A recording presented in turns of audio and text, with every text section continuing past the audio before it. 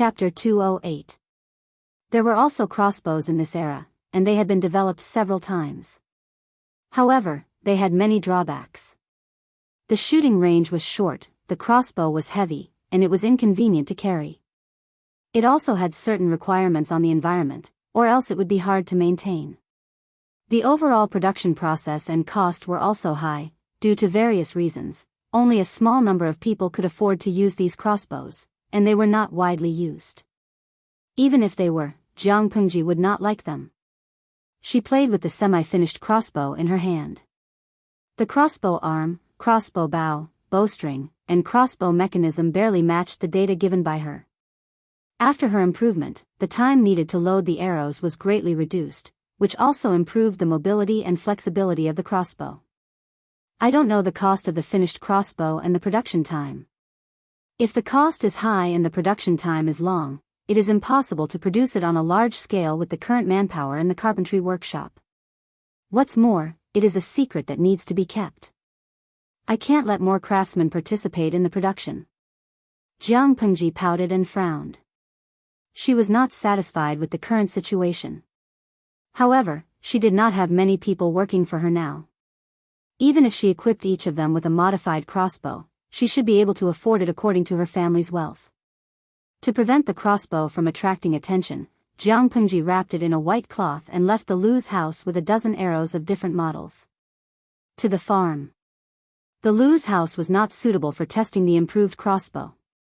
It was not that she was afraid that the servants would leak the secret, nor was she worried that she would accidentally hurt others. It was just that the mansion did not have a spacious place suitable for testing. According to her calculation, the shooting range of the improved crossbow was a bit far. She did not ride a horse this time. She sat in the carriage and asked the groom to drive her there.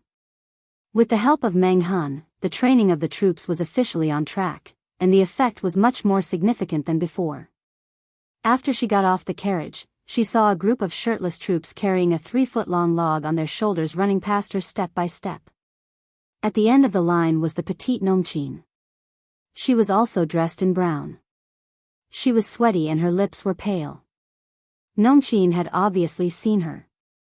Her eyes were slightly twinkling, and she became more stubborn. Jiang Pengji curled her lips slightly. When she passed by, she heard her voice. "If you are tired, you can stop and rest for a while. After all, you are a weak woman." She emphasized the word weak. Hearing this, Nongqin opened her eyes wide. However, after a moment, she gritted her teeth and ran past her with her head down. Her footsteps were heavy and slow. The cloth on her shoulder was worn through by the log, and her skin was bleeding. She looked very miserable. Seeing that, Jiang Pengji chuckled. "Adjust your breathing and keep up with them. I'll wait for you at the drill ground." Hearing her words, Nongqin took a deep breath. Her footsteps became firmer, and she looked better than before.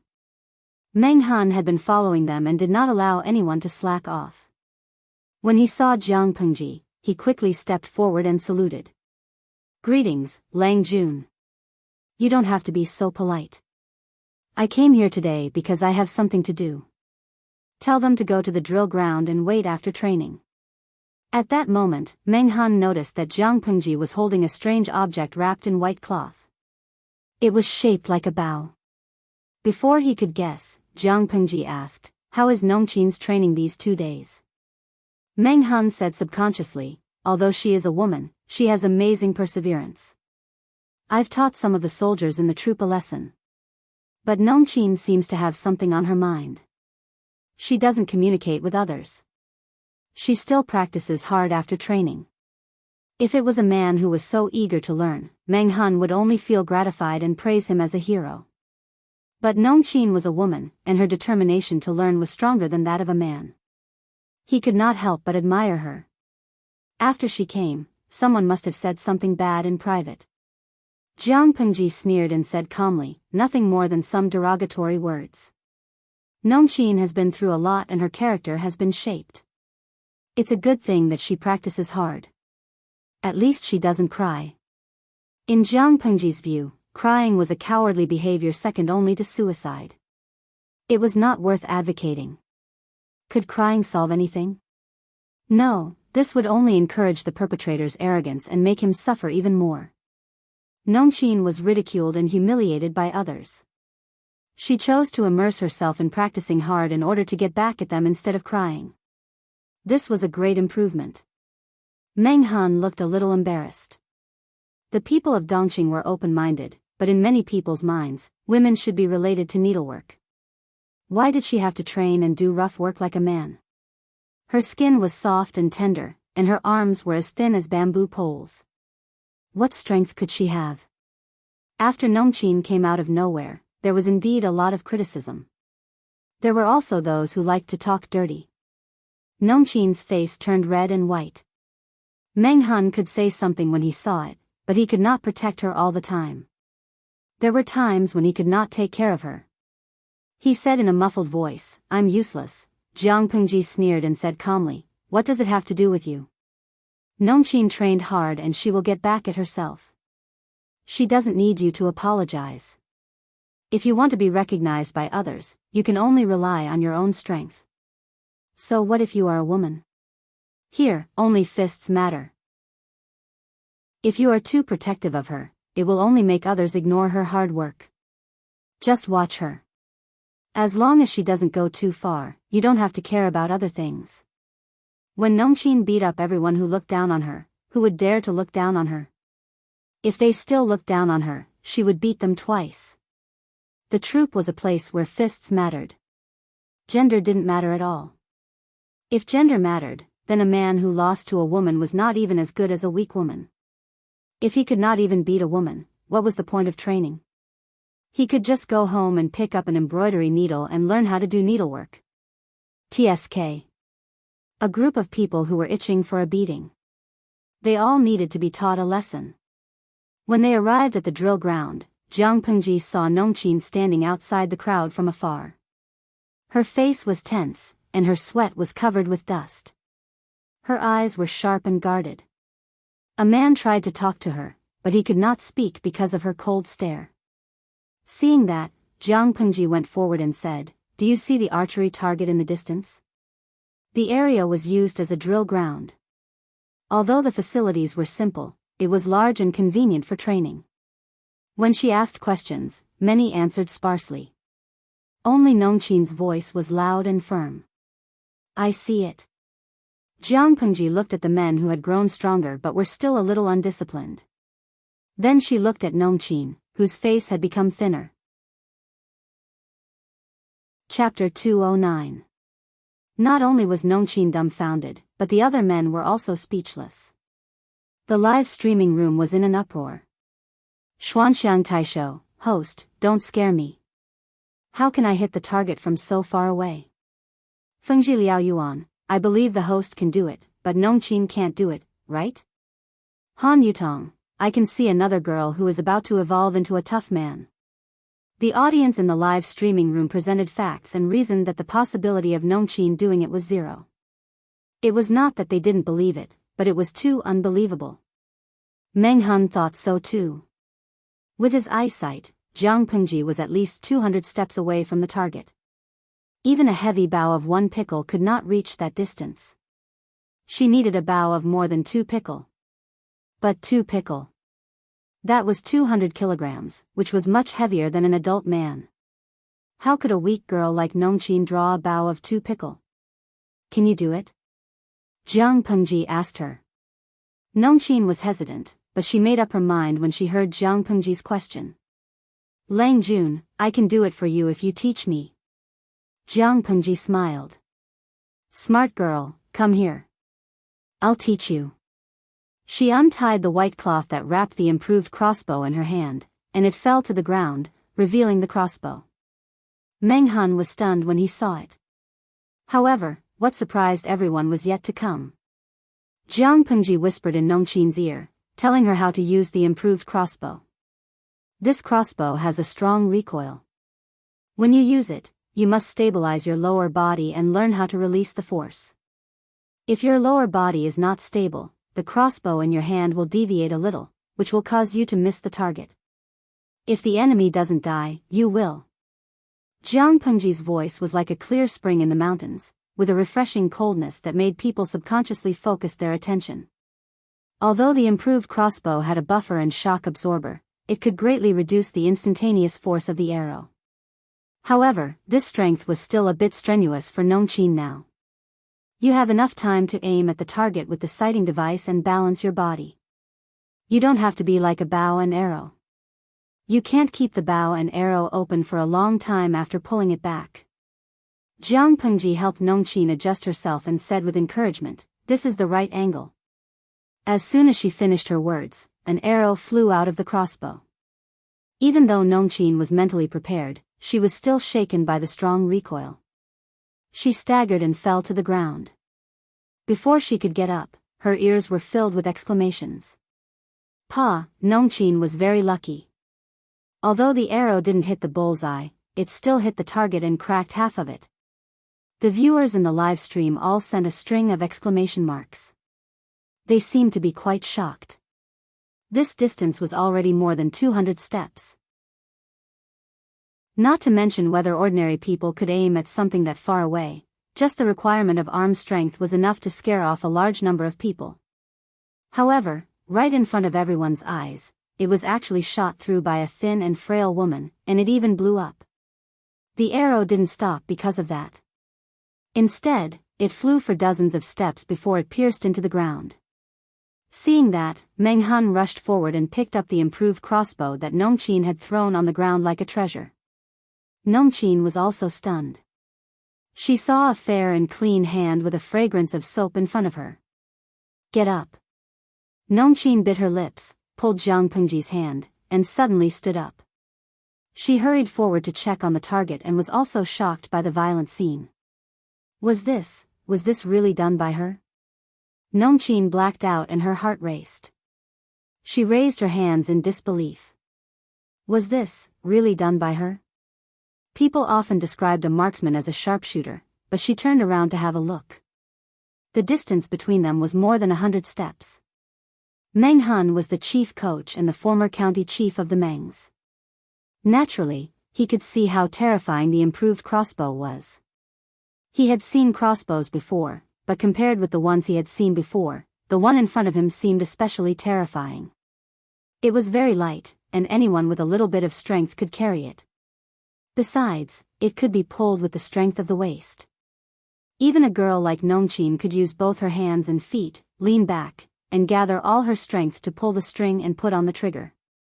It was like a foot-mounted crossbow, using the strength of the arms, feet, and waist. However, the foot-mounted crossbow was different. The improved crossbow was a crossbow with arms, which was very convenient to carry and move. What made Meng Han's eyes brighten was that the recoil was very small, but the shooting range was really long. However, before he could finish his joy, he heard Jiang Pengji's cold words. "Still not enough. A semi-finished product is still a semi-finished product." Meng Han held the improved crossbow in his hands and looked confused. Still not enough?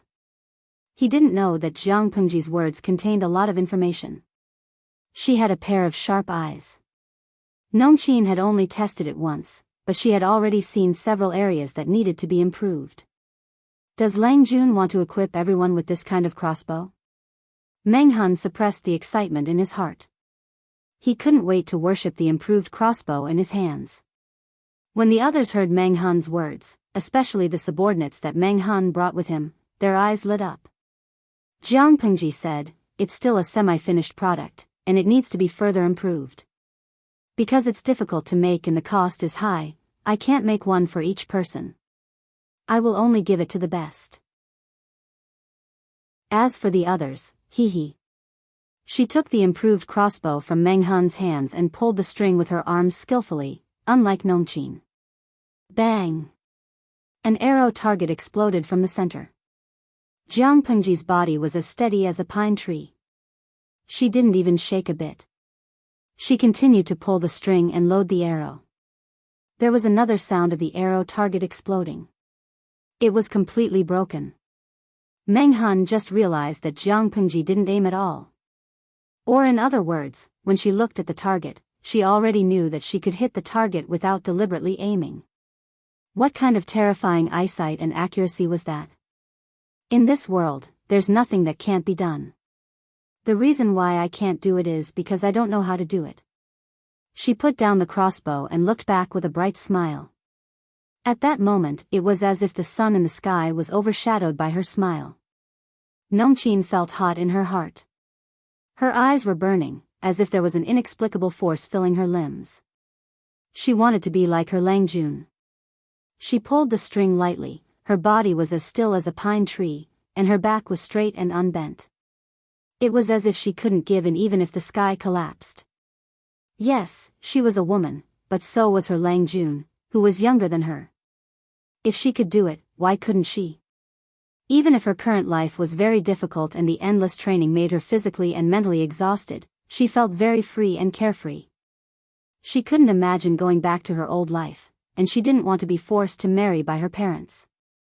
She didn't want to live a mediocre life around a mediocre man, a group of noisy radishes, and a stove. Those muddle-headed, uneventful days had worn her numb. Could that be considered living? Strong thoughts filled Nongqin's mind, and she was obsessed. Chapter 210. Nongqin looked at Jiang Pengji firmly and knelt down. The wound on her shoulder was still bleeding and stained her clothes. Langjun, please teach me. Jiang Pengji looked at Nongqin with a faint smile. Nongqin felt uncomfortable under her gaze.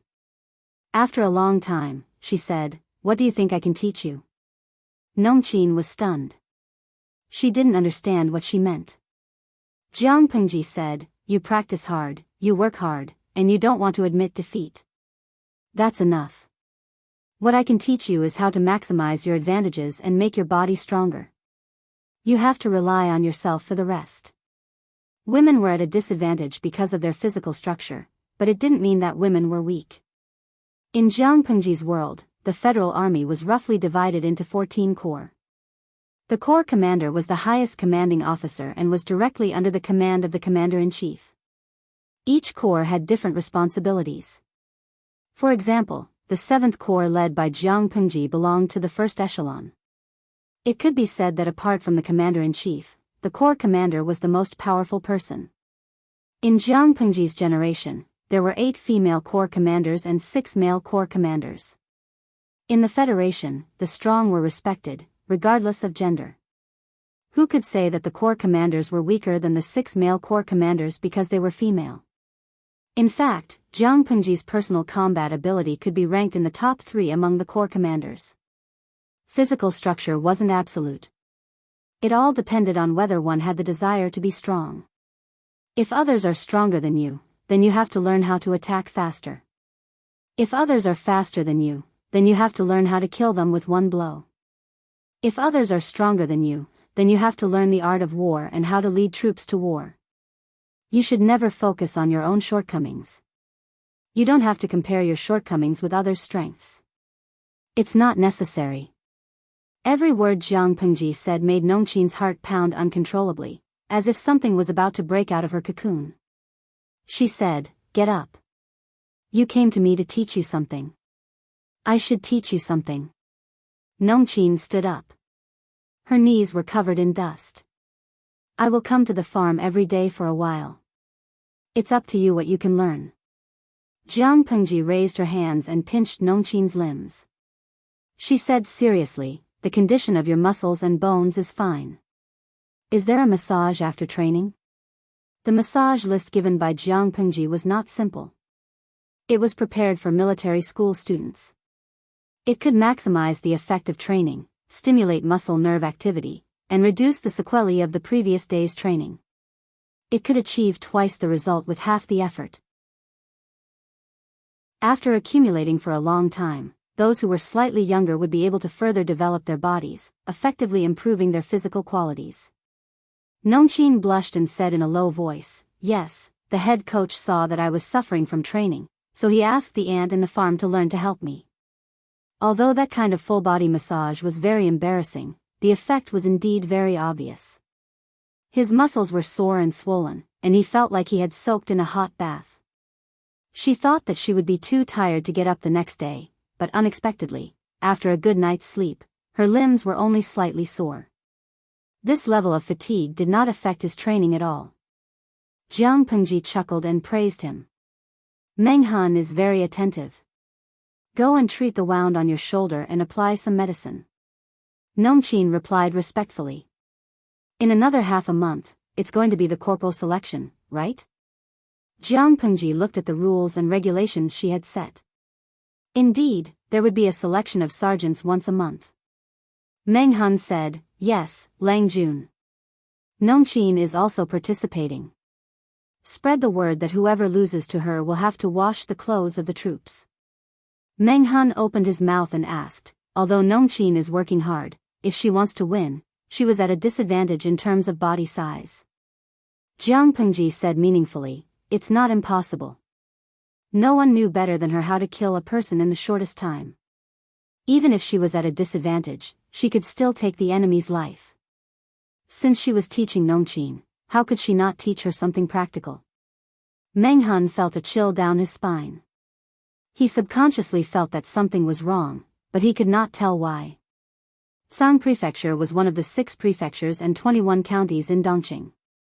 The trade route to the north was smooth, and it was closely connected to the northern borderline. The two places exchanged goods, which attracted many merchants to do business there. Thus, the local economy was booming, and Tsang Prefecture became the largest prefecture in Dongqing. However, that prosperity was gone forever. Today, Tsang Prefecture was filled with depression and decadence. From time to time, roving bandits would rob merchants. The once bustling trade route was no longer what it used to be. A few shabbily dressed people sat by the roadside. Occasionally, rows of soldiers in the Meng family's uniform could be seen patrolling the streets with guns in their hands. They looked solemn as they interrogated suspicious people who were in a hurry. They secretly embezzled money, bullied and humiliated the people, seized the goods of merchants, and took the opportunity to extort money. The checkpoints in and out of Tsang Prefecture, especially in Meng County, were heavily guarded. Because of the bandits killing and robbing, the people had to leave their homes and stay at the city gate. They were in groups of 2 or 3. Their clothes were old and tattered, and they were emaciated. Their eyes were numb. These damned beasts! A white-haired old beggar covered his face and sobbed as he avoided the soldiers. He was holding a skinny child in his arms. Upon closer inspection, the child's face was pale. There were a few bruises on his face. His eyes were closed and he had stopped breathing. The little beggar was picked up by the old beggar. He had been raised since he could speak until he was 12 years old. The old beggar thought that he would have someone to rely on for the rest of his life. Unexpectedly, his grandson was hungry and went out to beg. He accidentally dirted the shoes of a Meng family soldier and was beaten to death by him. How could this be the guardian of Dongqing and the people? They were obviously a group of jackals, wolves, tigers, and leopards in human skin. They were evil spirits from hell. What are you scolding, you old bastard? A soldier with sharp ears heard some noise and walked forward while cursing. The old beggar decided to go all out. He spat at the soldier and said, I'm scolding you bastards. After a while, there was a pool of blood on the roadside. An old beggar with several holes in his body was lying next to the body of a little beggar. The refugees at the side were already numb. Their eyes were like wooden beads. They didn't move at all, just like wooden statues. At this moment, the crisp sound of horse hooves could be heard from outside the city gate. The originally arrogant guards were like mice that met a cat. They became flattering and respectful, nodding and bowing. The person on the horse ignored the chaotic people and directly galloped into the city. I have something to report to the county chief. Pass the message quickly. Chapter 211. The man staggered off the horse. His legs were unstable and he almost tripped on the ground. He looked like a mess. He stuck out his tongue and licked his lower lip, slightly relieving the stinging pain from his chapped lips. His bloodshot eyes were wide open as he knelt on the ground. While secretly slowing down his breathing, he secretly thought about the speech he had prepared before. After a long time, the sound of rustling footsteps could be heard from afar. That person hurriedly pinched his thigh, using the pain to dispel his drowsy consciousness. His chest was beating like thunder, and the powerful heartbeat was extremely clear in his ears. He lowered his head and saw a greenish-brown figure pass by him. The figure went straight to the seat of honor and sat down. There was a sweet smell in the air. Even though Meng County was in chaos, Meng Zhan, the leader of the Mengs and the county chief of Meng County, still lived a delicate life. After a while, the man on the seat of honor asked him, "Has Second Lang Jun arrived in Shangjing?" His voice was calm and steady for his age. His tone was elegant and graceful, as if he was reciting a poem. This kind of tone was popular in the past 2 years. It was a popular fashion among the aristocratic families. Many people purposely followed it and tried to be cultured. Some people learned it and sounded pretentious, like a male duck with a hoarse voice. People who didn't know better would think that the person had a problem with his voice. Some people had a unique voice. Their tones seemed to be tailor-made for them. Once they opened their mouths, they sounded elegant. Meng Zhan belonged to the latter. Many aristocratic ladies in Sangzhou secretly praised him for his elegance. He could suck people's souls away when he opened his mouth. The face of the squire on the ground darkened. He knocked his head on the ground. The sound was deep and powerful. Even the ground trembled. The squire's blood drained from his face. His face was as white as paper. He knocked his head on the ground, but his fingers were still shaking. His palms quickly secreted sweat, which soon became damp, revealing the uneasiness in his heart. "I'm useless. I couldn't do what you asked of me." Second Lang Jun. Second Lang Jun was captured by that traitor, Meng Hun. Meng Zhan's eyes turned cold.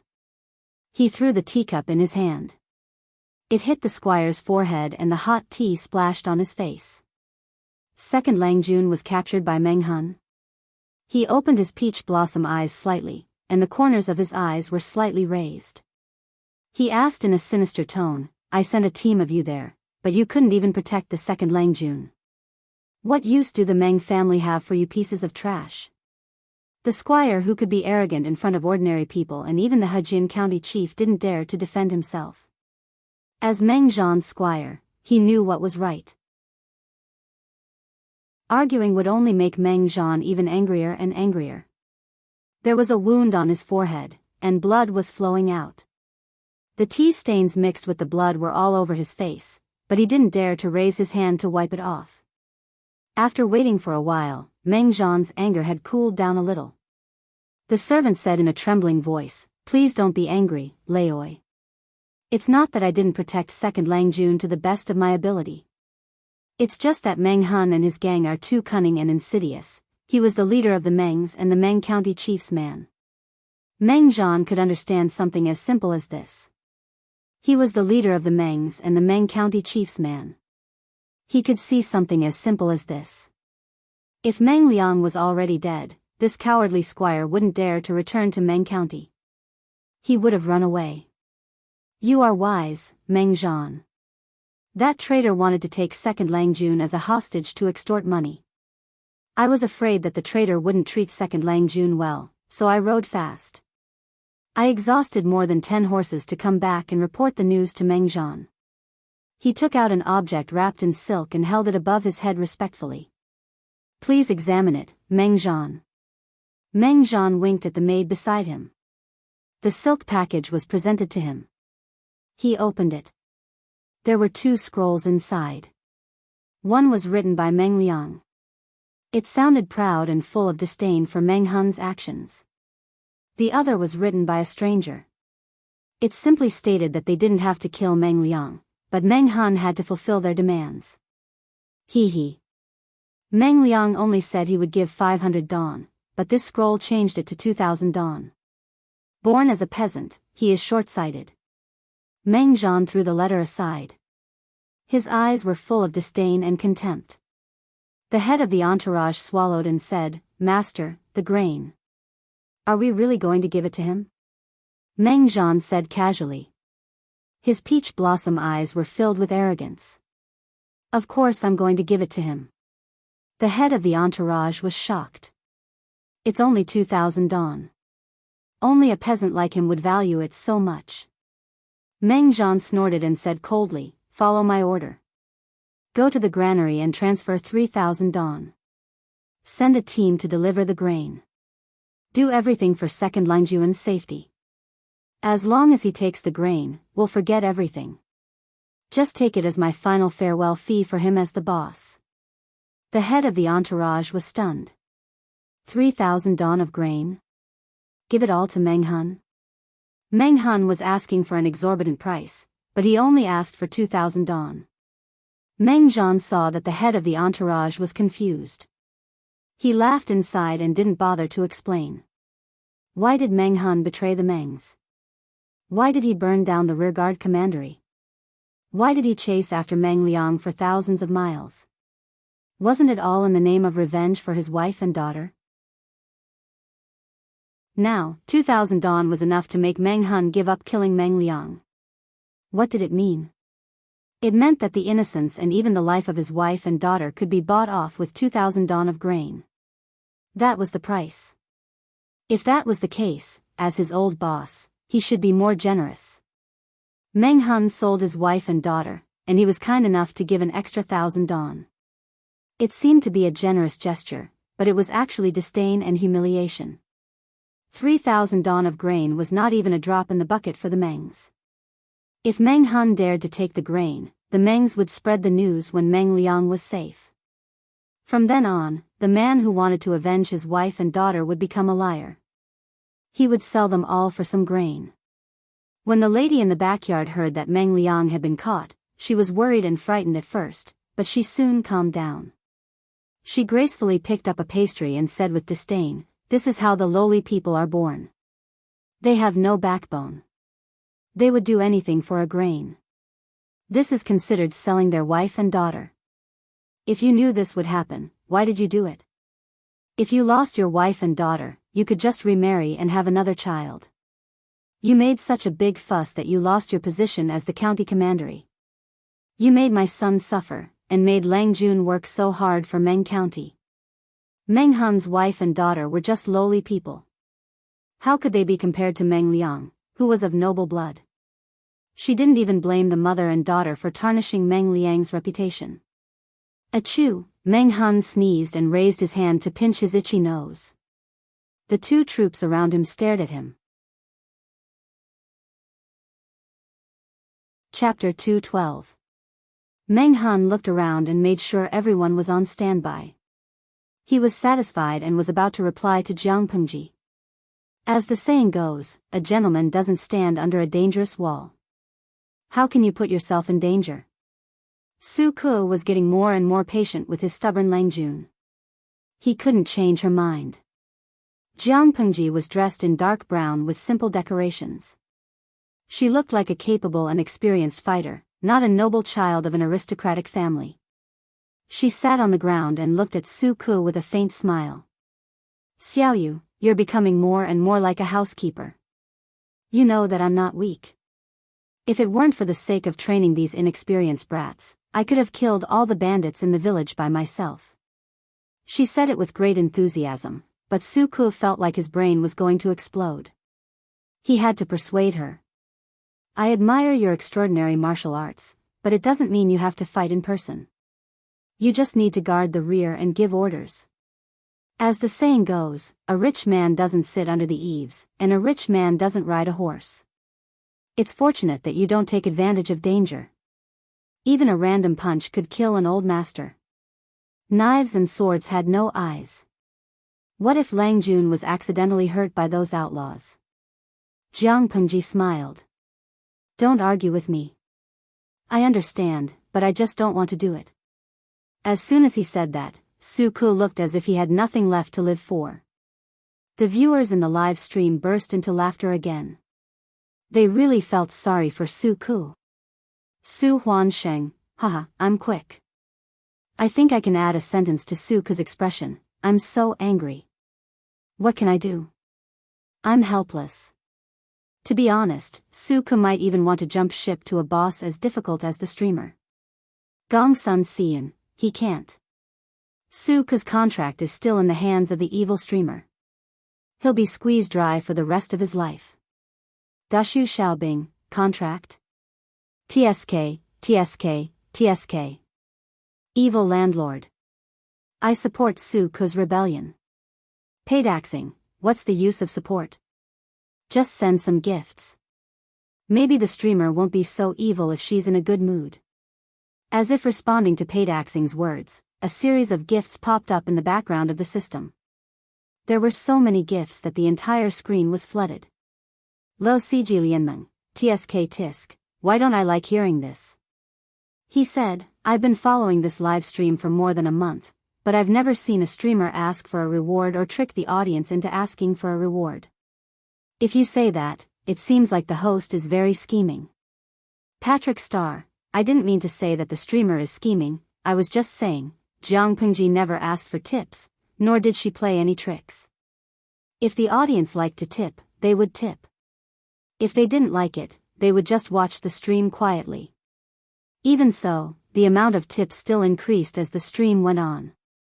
Slowly, it showed a terrifying trend. In the face of the tide-like rewards, the system was so happy that it couldn't find the north. The more tips Jiang Pengji received, the more points of popularity it would receive. After all, the system and the streamer would split the points equally. It was a pity that Jiang Pengji did not adopt the few tricks that it had set up. If she had, the rewards would have been 10 times more than what she was getting now. While he felt that it was a pity, he was also drooling as he looked at the endless stream of rewards. Jiang Pengji said to the system in her mind, you can start the semi-interactive live stream mode now. Just hang up the topic that I've set. As soon as she finished speaking, the system diligently did as she was told. The next second, all the audience saw a subtitle in the live stream room, Bandit Suppression in the Deep Mountains, 1. That was the theme of the task of the semi-interactive live stream mode, Bandit Suppression. Meng Hun did not let her down. Under his leadership, all the troops' training was on the right track. The troops, which were originally unskilled and undisciplined, were starting to take shape. After a month of hard training, everyone's physical fitness had improved to different extents. They were much weaker than the regular troops, but compared to the motley crowd of bandits, they were definitely much stronger. Lang Jun, how can you be so capricious? Su Ke had lost count of how many times he had sighed because of Jiang Pengji. Anyway, it's not the first time. You'll get used to it. I cherish my life, and ordinary people can't hurt me. Jiang Pengji smiled at him and comforted him. Xiaoyu, you should have some confidence in me. If this motley crew is worthy of me cowering and seeking protection behind them, how can I achieve great things in the future? From now on, the battle will only be bigger than now. It was just a small fight, but Su Ke kept nagging. What would happen in the future?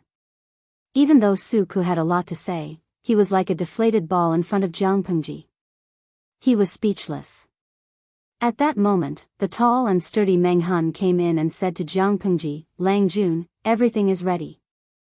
Well, I see. After that, Jiang Pengji took out 2 rolls of coarse cloth from her sleeves and spread them out. Between the 2 rolls of coarse cloth, the larger one had an irregular shape. On it was a geographical map drawn by charcoal. It was the mountains and streams near Hejin County. In addition, there were many symbols with different meanings on it. It was so densely packed that it dazzled people's eyes. This place is our next target. I secretly went there to investigate and drew a rough map. After that, Jiang Pengji spread out the other roll of coarse cloth. On it was a map of the bandit village and the distribution of the people at each checkpoint. Jiang Pengji had just informed them yesterday that she would take some people to suppress the bandits. Time was very tight. It would take a lot of time just to pack things and prepare food. Meng Han was worried that his Lang Jun would act recklessly and wanted to have a good talk with her in private, but he didn't expect that she had made thorough preparations. Meng Han stared at the detailed map of the bandit village like a tiger. He was fascinated by it and simulated the action and tactics in his mind. Su Ke was the only one who paid attention to something else. His face darkened and he asked, Lang Jun, did you say that this is the map you found yourself? Meng Hun clapped his hands and said, this way of drawing is indeed very clear. If it is used as a scout, Su Ku interrupted him coldly, this is not the point. The point is, when did you go into the mountains alone to find out the details of the bandits' village? It was more dangerous than going out to suppress the bandits herself. Meng Hun was stunned.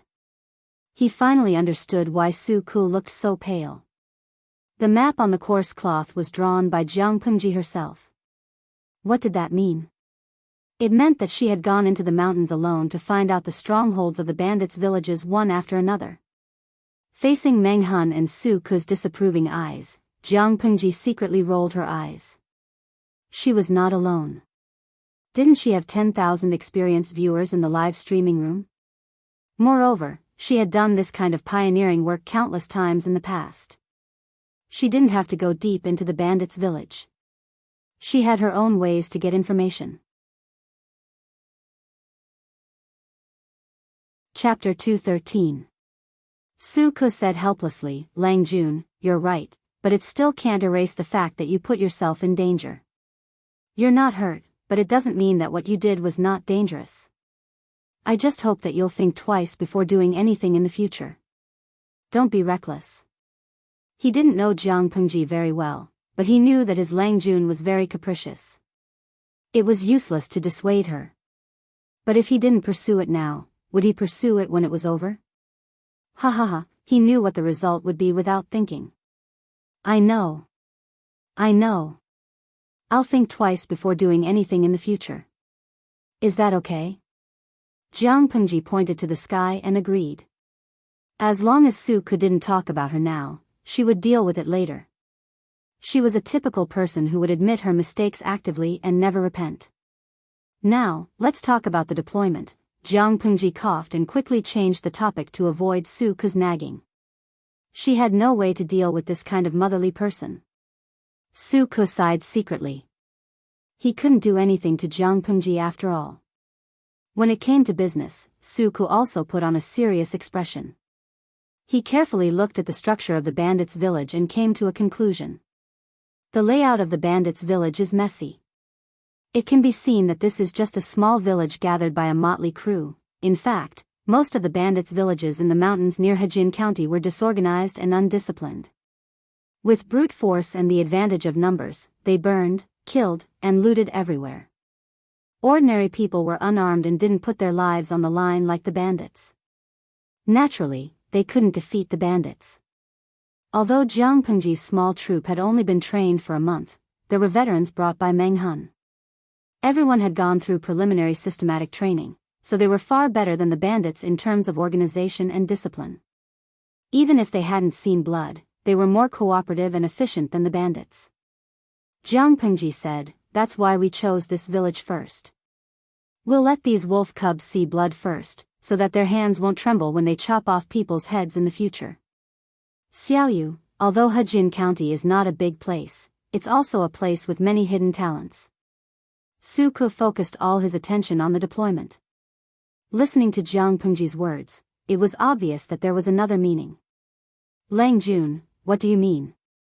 Pick the soft persimmon, and start with the small bandits. Let's use these people as practice first so that the troops can grow quickly. Jiang Pengji said. It was the same principle as killing monsters to level up. I've searched the nearby bandit strongholds and found no less than 100 nests with about 10,000 people. Why do you think the Hejin County chief didn't send troops to eradicate such a huge hidden danger? It's not that I don't want to, but I can't do it. Meng Hun listened carefully and exclaimed, more than 100 bandit strongholds? Nearly 10,000 bandits. How could the Hejin County chief allow them to develop and grow with such a huge hidden danger? It was simply unbelievable. Jiang Pengji pointed at the first piece of rough cloth and said, look at these mountains. They are steep and dangerous, and the mountains are high and the forests are deep. This is the bandits' biggest amulet. Ordinary people would be lucky if they didn't get lost, not to mention exploring the terrain and finding out the exact location of the bandits' stronghold. Hejin County has no way to deal with these bandits. The terrain is one of the problems, and the other is that these bandits communicate with each other and keep in touch with each other. In the past, Hejin County had also sent troops to suppress the bandits, but when the troops arrived, the bandits' stronghold was already empty. Not only that, these bandits also relied on their understanding of the terrain to ambush the soldiers, causing heavy losses in the previous attempts to suppress the bandits. How could they be so arrogant? Su Ke carefully looked at the simple drawing on the rough cloth and said, "If so, we must not let a single bandit escape in this operation. We must either kill them all or capture them. If one of them escapes, it will be difficult to deal with them in the future." Jiang Pengji's goal was not to kill one bandit stronghold.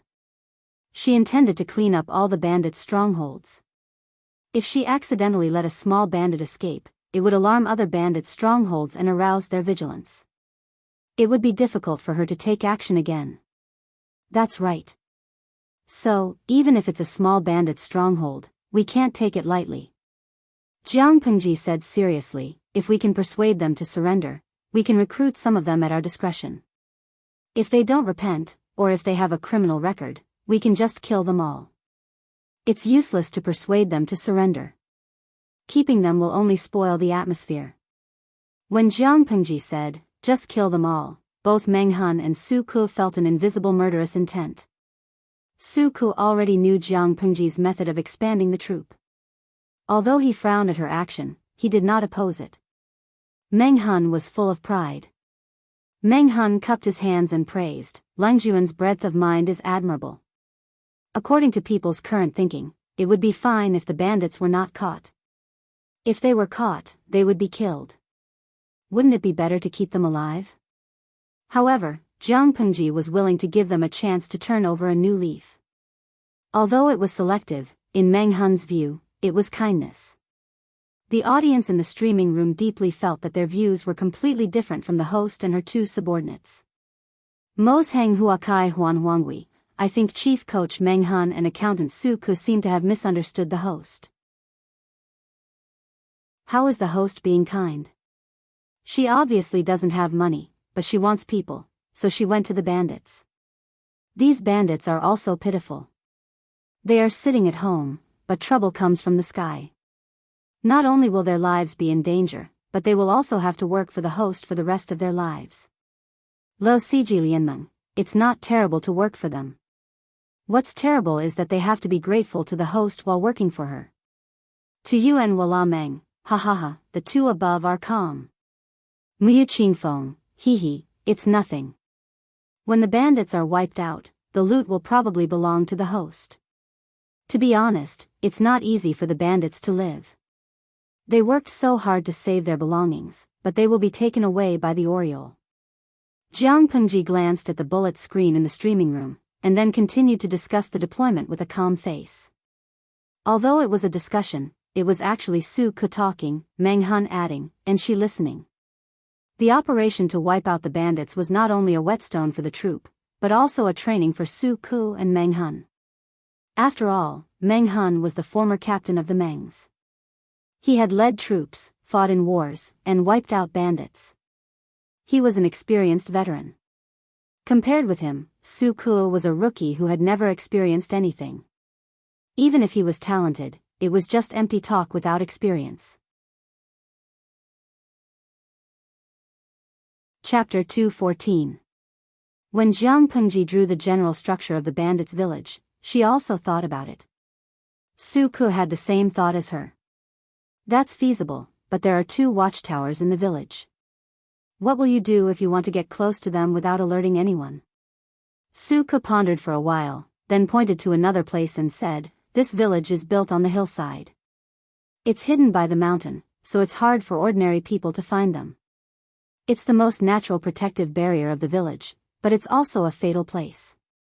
Tonight, the moonlight is clear, but the shadows are thick and gloomy. If we lurk and attack from here, the watchtower's minions may not find us." The shadow cast by the mountain was directed at the bandits' village. After all, not everyone had excellent night vision like Jiang Pengji. What's more, Lang Jun asked us to cover ourselves with branches and weeds to blend into the surrounding environment. With the night shadow and the method of cover, it's impossible for experienced veterans to find us in such a high mountain and deep forest, let alone the motley crew. Jiang Pengji glanced at Meng Han, who nodded to her and agreed with Su Ke's words. They didn't know the surrounding environment as well as the local bandits, but they still had the advantage. After all, Su Ke was good at internal affairs, not at dispatching troops. Jiang Pengji asked him to talk about her ideas just to provide more ideas. She was the one who made the final decision, and Meng Han was the one who carried it out. She was just there to hold the fort. Everyone had their own duties, and the division of labor was clear. One of Jiang Pengji's principles was, if you can do it, then do it.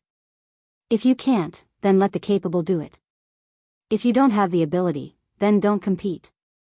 Meng Han obviously belonged to the capable category, so Jiang Pengji was very confident in him.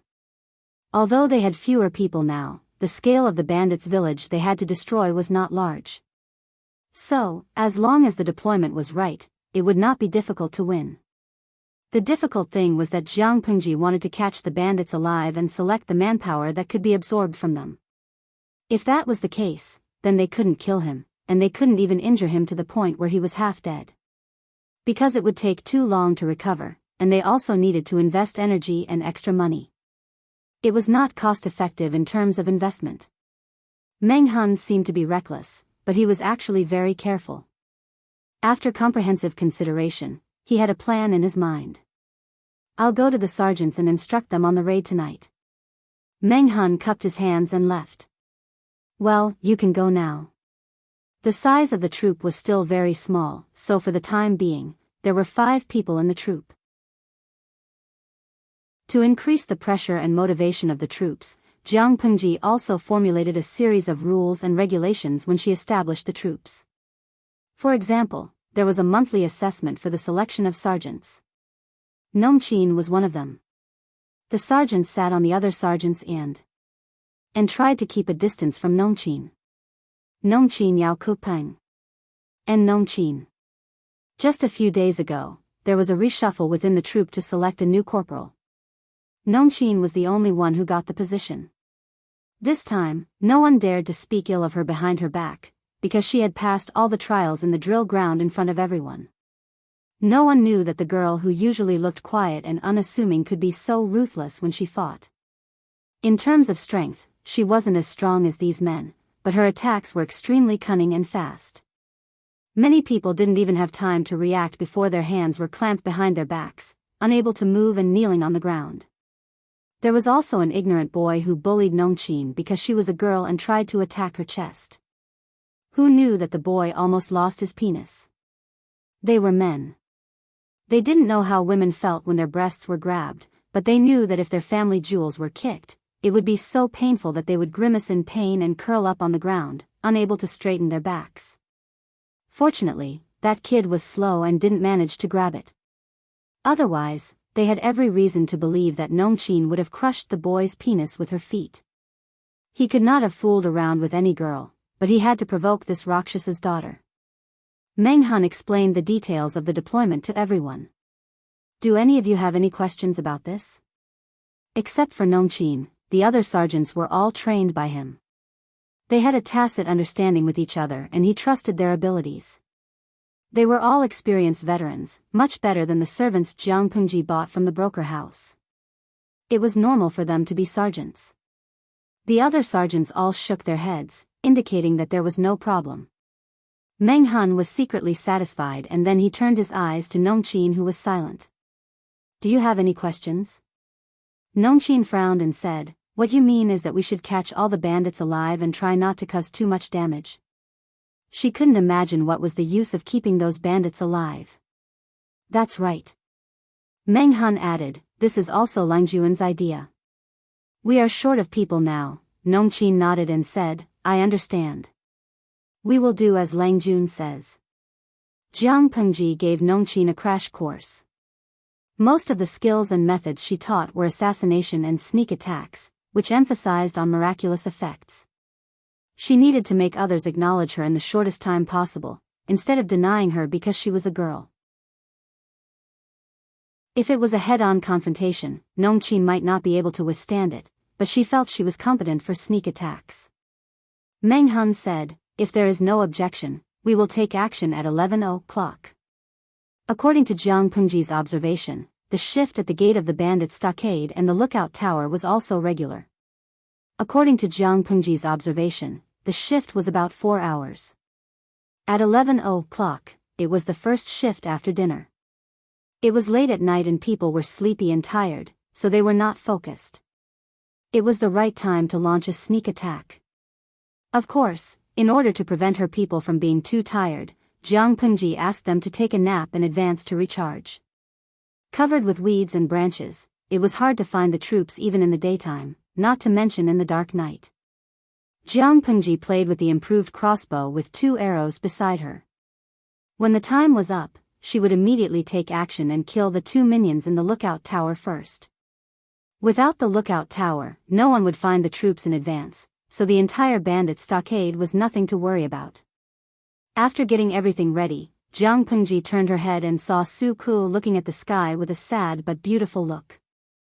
Are you crying? Su Ke was confused. He looked at her with clear eyes and asked seriously, Lang Jun, what do you mean? Jiang Pengji thought about the bullet screen of the old driver in the streaming room. In fact, she was also one of the people who had been enlightened, but she didn't understand the joke before. She said seriously, raising your head can make your tears flow back. Su Ke was speechless. One could imagine how the audience in the streaming room laughed. How could they expect an ancient person to understand the pain of non-mainstream teenagers in their era? Chapter 2:15. Astrology? What's so interesting about all the stars in the sky? So, what do you see? Astrological divination and whatnot, in her opinion, were all nonsense.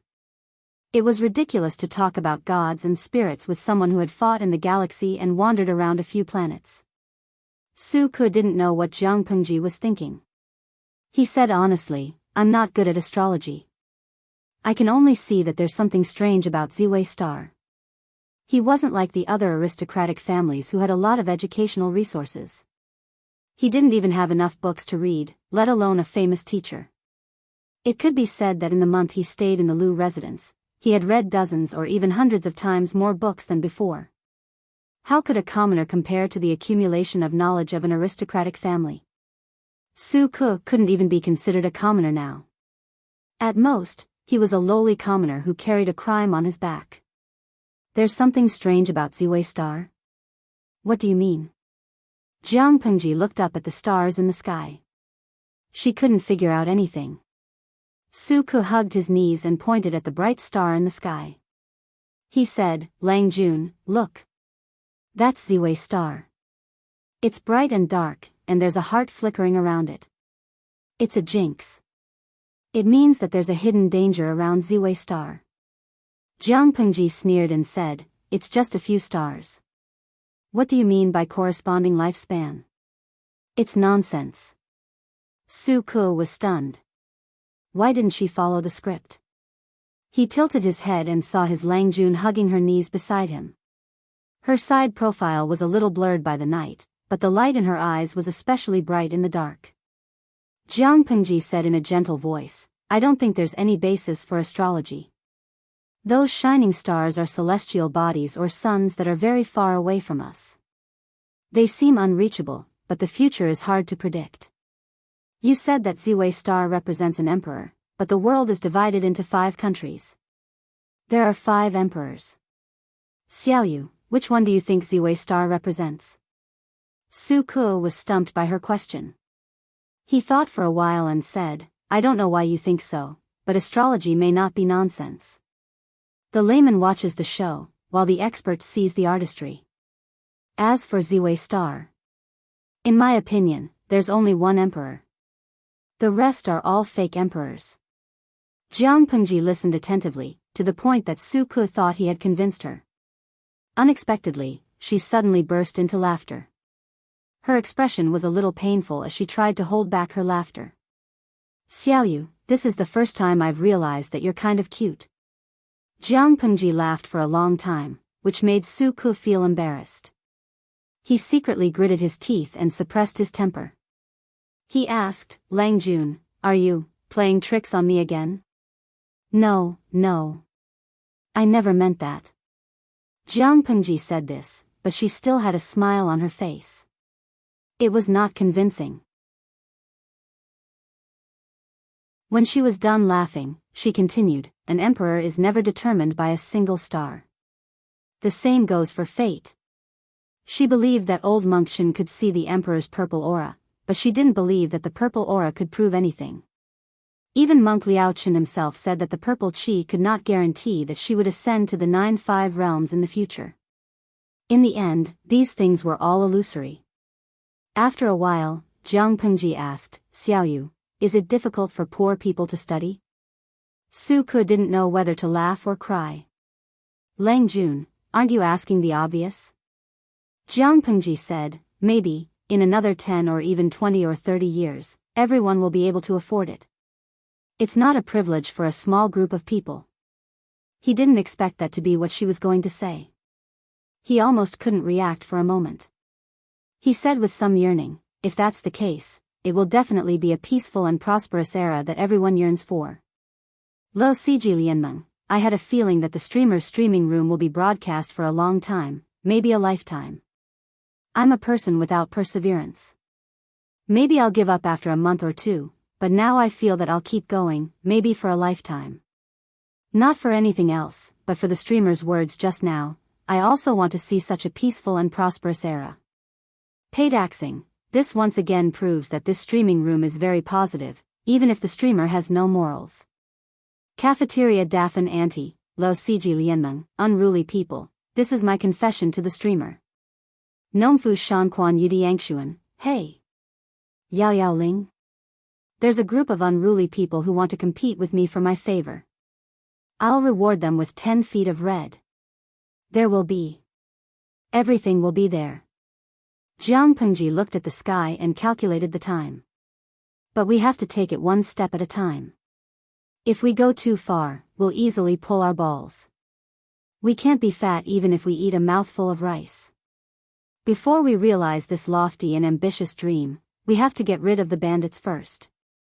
Su Ke was dumbfounded. Lo Siji Lianmeng, I feel sorry for Su Ke every day. Yaoling Shu Shu, sorry +1. I always feel that the streamer likes to make Su Ke's blood boil, or when he's about to burst into tears, she suddenly says something that kills the mood and destroys the atmosphere. It's so embarrassing. Even a normal person will get cancer of embarrassment. Tao Danio, I believe that this is the streamer's bad taste for Su Ke's teenage love. I don't know if it's love, but it's definitely a bad taste. Here, put it on. Don't catch a cold. Jiang Pengji threw the cloak that her maid had prepared for her to Su Ke and let him put it on. The weather had warmed up a lot. Many people had put on their spring clothes, which were made of thin material. Su Ke was no exception. But he had underestimated the temperature in the deep mountains. The air was still damp, and it was cold to the bone. Holding the cloak, Su Ke hesitated for a long time before he put it on. The lining of the cloak was made of rabbit fur. It was not thick, but it was very warm. It immediately separated him from the cold outside, and his thighs and arms did not have to shiver in the cold. Lang Jun, aren't you afraid of the cold? Su Ke asked. Jiang Pengji smiled and said, it's so cold. How can it be cold? I'm not a delicate little boy who's afraid of the cold. Su Ke looked down at himself, who was tightly wrapped, and then at his Lang Jun, who was dressed in neat clothes. He was suspicious and kept silent. Let's stop talking. Time's up. As soon as she finished speaking, Meng Han had secretly commanded a troop to hide in the shadows and approach the entrance of the stockade village. The sergeant of the troop was Nongqin. Jiang Pengji held a crossbow in one hand and pulled the string with the other. Her snow-white wrist was exposed, which looked particularly delicate in the cold moonlight. She easily put an arrow on the bow and aimed at the watchtower nearly 300 meters away. Whoosh, the arrow shot out, and there was a slight sound of breaking air. She calmly put the second arrow on the bow, and it was also neat. The time difference was less than 1 second. 2 small minions of the watchtower were killed by an arrow through the heart. Half of their bodies were on the crossbar, and blood was gurgling. At the same time, the troop led by Nongqin also took action. 2 breaths later, there were 3 bodies lying at Nongqin's feet. She smiled shyly at the sergeant. She didn't want to kill anyone, but she practiced the art of assassination, so she casually broke the man's neck. Chapter 2:16. With the arrows as an order, many black figures sneaked into the bandit stockade, hiding in the shadows like ghosts. Nongqin's face was cold, and her eyes were dark and frighteningly cold.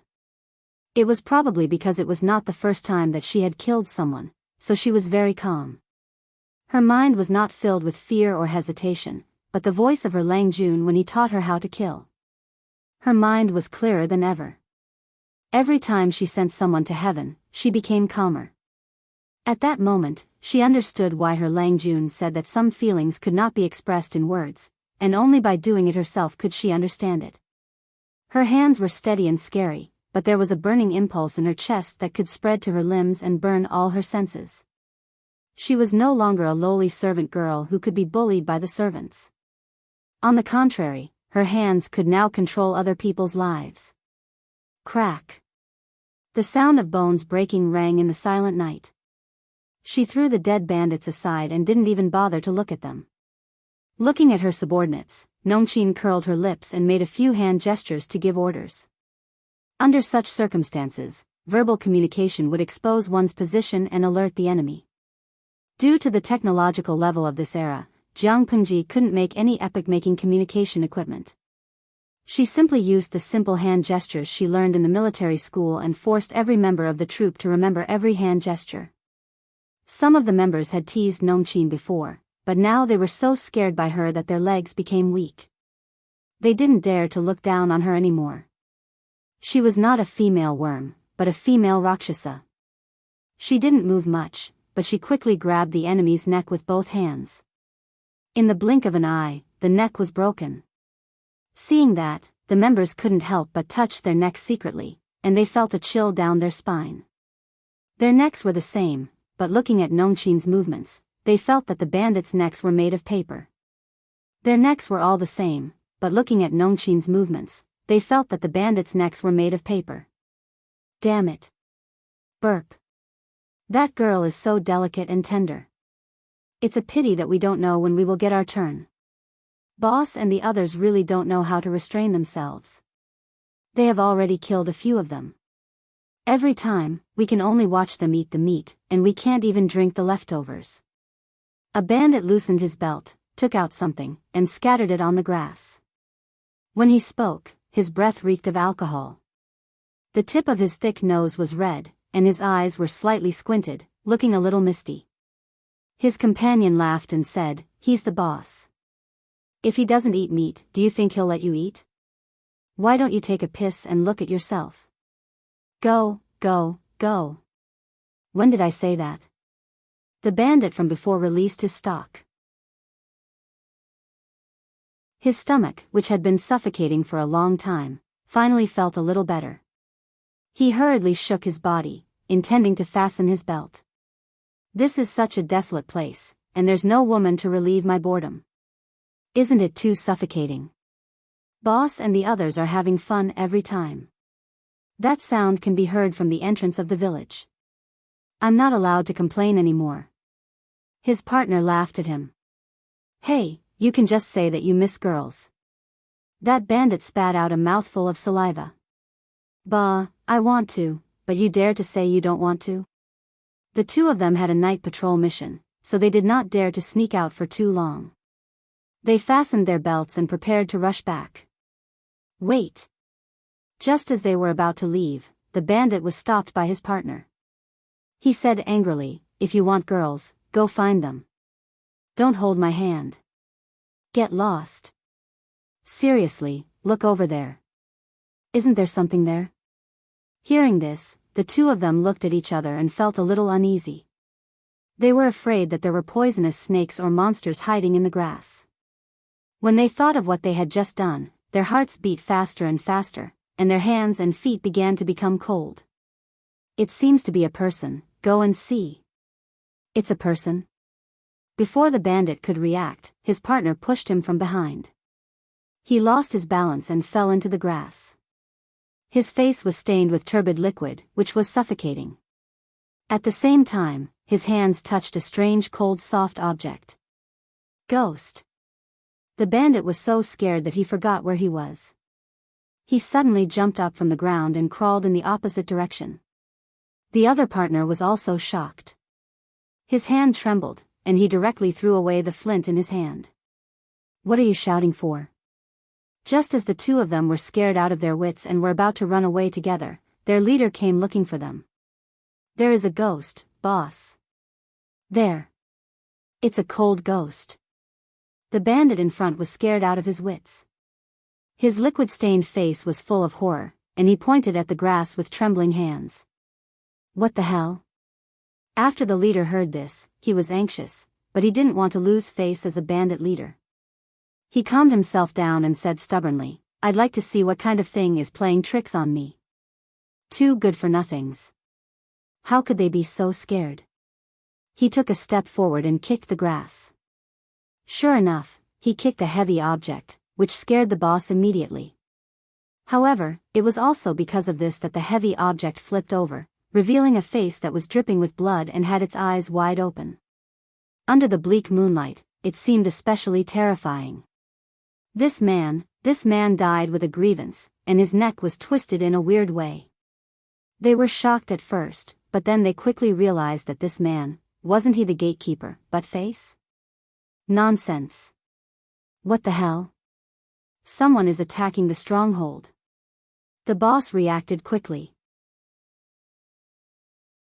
He was so angry that his veins were popping and his eyes were like bells. Attacking the stronghold? At this time? The other two bandits also came to their senses, but they were so scared that their limbs went limp. For a moment, they couldn't even stand up. Good-for-nothings. The boss cursed, turned around, and ran while shouting, Wake up, there is an attack. Whoosh, there was a slight sound of something breaking through the air. An arrow streaked across the night sky like a streak of silver light, piercing through the man's neck from one side and exiting from the other. Oh, a fish that escaped the net. A voice as cold as water came from above. Jianghu was standing on a nearby roof, and the crossbow in her hand had just fallen. The two bandits were scared out of their wits. They watched as the bandit leader's neck burst into a beautiful flower of blood, and the thick smell of blood spread. Then, with a bang, they fell to the ground. It was too fast for them to react. Hearing the voice, the two of them turned their necks stiffly. The person was reflected in the moonlight, holding a strange crossbow in his hand. The person's eyes seemed to be stained with frost, and it was frighteningly cold. Capture these two as well. Jianghu glanced at the two frightened bandits and said to the troops who rushed over, Search this stronghold again to see if there are any fish that escaped the net. If they are obedient, keep them alive. If they resist, kill them directly.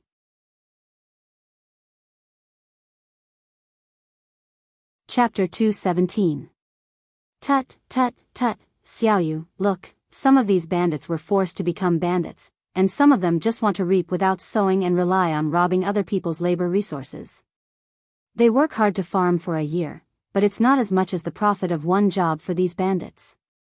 The hall was filled to the brim with boxes. Jianghu crossed her legs and leaned against the main seat as if she had no bones. She pointed at the opened boxes below with her fair fingers, and her eyes swept over the bandits who were tied up with their hands tied behind their backs in a mocking manner. Su Ku looked at the things in the boxes. The blue veins on his forehead bulged, and he felt a little uneasy. He was not worried about what would happen to these bandits. He was just worried that his Lang Jun would get addicted to beating bandits and get carried away. Although, he also felt good about it. Meng Hun sat on the chair of the second master of the bandit village. In contrast, Su Ku looked much more gentle. Meng Hun asked in a fierce voice, Lang Jun, what should we do with these people? Are they all like this, or just like this? Meng Hun made two very obvious gestures. When the bandits saw this, they all shivered, their legs trembled, and tears and mucus flowed down their cheeks. "My lords, please spare my life. I was forced into this den of thieves. I've never done anything evil in the past, please spare my life. I have children and old people to take care of. I'm responsible for the family's livelihood. If I die, how can my 60-year-old mother and my 3-year-old son survive? Please, I was also forced into this place by that black-hearted man. Please spare my life." In order to survive, one by one, they began to act pitiful.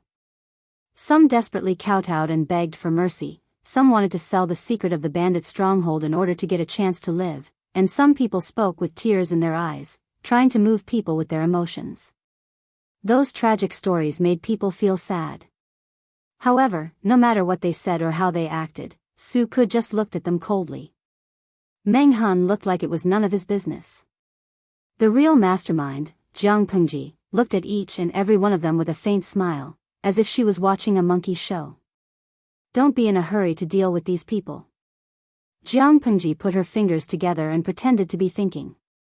Then she turned her head and asked Su Ke, "Are all the things found in this village here? How much grain and money are there in total?" Su Ke lowered his head and looked at the bamboo slip that he had made some simple records on. He said, "There are about 300 dawn of grain, and about 700 taels of money and silk." This was only a rough estimate. After all, they were in a hurry, so they would have to wait until they got back. Jiang Pengji smiled and said, 300 dawn of grain, 700 taels of silver. That's more than your Langjuan's monthly allowance for a few years." Su Ke secretly rolled his eyes. In terms of money, Jiang Pengji's monthly allowance in the loos was indeed not much. It was only a few taels a month. But after taking into account the snacks, brushes, ink, paper, inkstones, clothes and fabrics, and especially the expensive bamboo paper outside, how could she be considered poor? "Pack up and bring all these things back." Jiang Pengji smiled faintly and waved her hand. She looked more like a bandit than the head of a bandit. "Brothers, you've worked hard today. When we get back, each of you will get 1 tael of silver and 1 jean of pork. You should make up for your hard training." As for where the expenses would come from, of course, it would be the confiscated bandit supplies. How many people were there in the troop? It was just a small reward, which was not painful at all. Instead, it could win people's hearts and stimulate their fighting spirit. How could it not be worth it? In addition, each corporal get 1 more share. Of course, the treatment of ordinary troops and corporal had to be different, so that they could clearly realize that if they wanted to get better treatment, they had to train hard and climb up. "Write it down."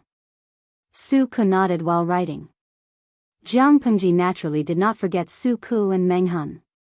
Each of them got 10 taels of silver. In addition, Meng Han got a few more jars of wine and 5 jean of pork, while Su Ke got a few bolts of good quality cotton cloth and some health herbs of equal value. The arrangement was made purely because Meng Han was single. He had to feed himself, and Su Ke had to take care of his aunt. In front of a group of bandits, Jiang Pengji's attitude was particularly natural. It was as if she was not distributing the money in someone else's pocket, but her own. Well, it did belong to her now. She waved her hand, and Su Ke understood. He asked his men to move the big boxes to the open space. Next, it was time to deal with the bandits. You. Bandits. Kill me if you want."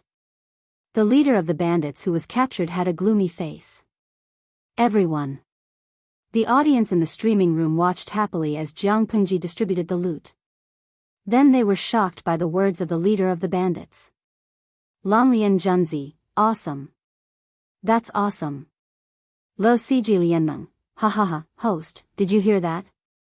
Even the leader of the bandits called you a bandit. What does that mean?" Muyu Qingfeng, indifferent face. It means that the host is the leader of the bandits. The bandits worked hard to save their belongings by robbing merchants, but the host took them all at once.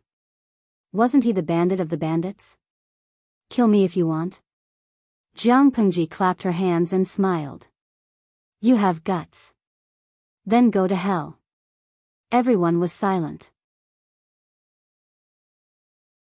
They thought that Jiang Pengji would appreciate the man's courage, but they didn't expect that she would say such a thing. In fact, you won't survive even if you don't say it. Jiang Pengji sneered and broke the bandit's neck. The blood from the bandit's mouth and tongue stained the back of her hand. Nongqin quickly handed her a handkerchief. She took it with her left hand and threw the bandit's body aside with her right hand. She wiped the blood on her hand with the handkerchief without frowning. Now, who wants to tell me that I can kill you if I want? Huh? Who dares to say that? The strong and cold aura was suffocating. The bandits had an illusion that they would be the next one. Capable people are tough and unyielding. That's worth appreciating. But a scum dares to challenge me. Who else but him will die? Jiang Pengji curled her lips and wiped the blood on the back of her hand. She put away the handkerchief instead of throwing it on the ground. She glanced at the crowd, but no one dared to look at her. People cherished their lives, even those bandits who risked their lives. Meng Hun followed behind Jiang Pengji with a knife in his hand. If she frowned at someone, Meng Hun would cut off that person's head. Without the slightest sign and without the slightest bit of preparation, the group of bandits were scared out of their wits. Their crotches heated up, and many of them were scared to the point of urinating. The scene was silent. Only the increasingly bloody smell and the occasional sound of blood splashing could be heard. Heads flew and fell to the ground. The audience in the live streaming room was so scared that they even forgot to send messages.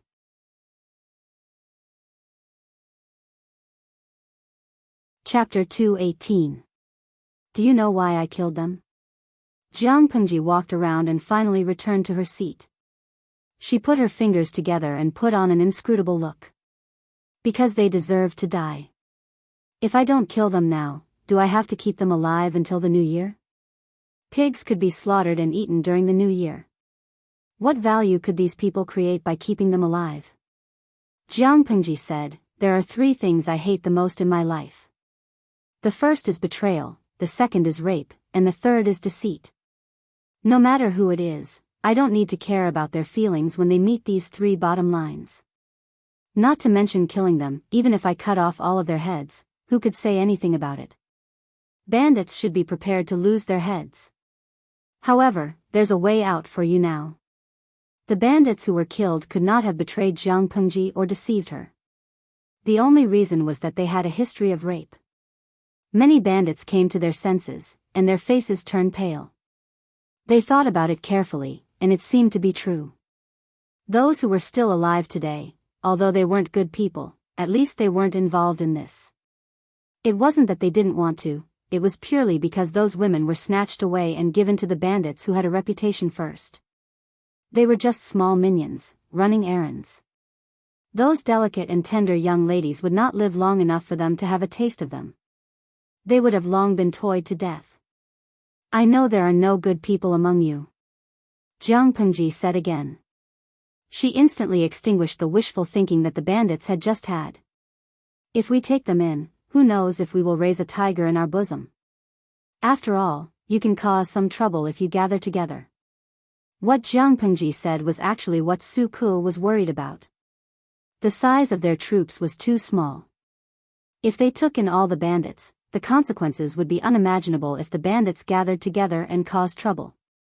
It is impossible to know what is in a man's heart. You bandits cannot be trusted at all. So, I am very troubled now. Should I let you all live or should I kill all of you to prevent future troubles? Jiang Pengji smiled and showed her white teeth. The bandits were so scared that they did not dare to make a sound. Su Ke thought about it and stepped out. Lang Jun, if we kill all of them, I am afraid it will harm the heavens. I have a plan. Jiang Pengji said, tell me about it. Su Ke deliberately raised his voice. Why don't we keep them for a month? If they perform well, we'll give them a chance to turn over a new leaf. If they don't, we'll sell them to the broker house. Now that the people are in dire straits, it is not advisable to kill too much. If they were sold to a human trafficker, they would at least be able to get a few taels of silver. It could be considered as squeezing the last bit of value out of them. Su Ke knew his Lingjuan's temperament very well. If he could avoid being taken advantage of, he would not allow himself to be taken advantage of. Although these bandits were enslaved, they were still alive. If they were lucky, their lives would be stable in the future.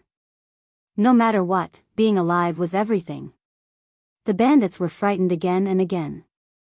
At this time, they no longer had the slightest intention to resist, or rather, even if they did not dare to show it. Jiang Pengji and her people killed without hesitation. They were more like a gang of bandits than them. They were bandits, but Jiang Pengji and her gang were robbers. Jiang Pengji nodded as she listened.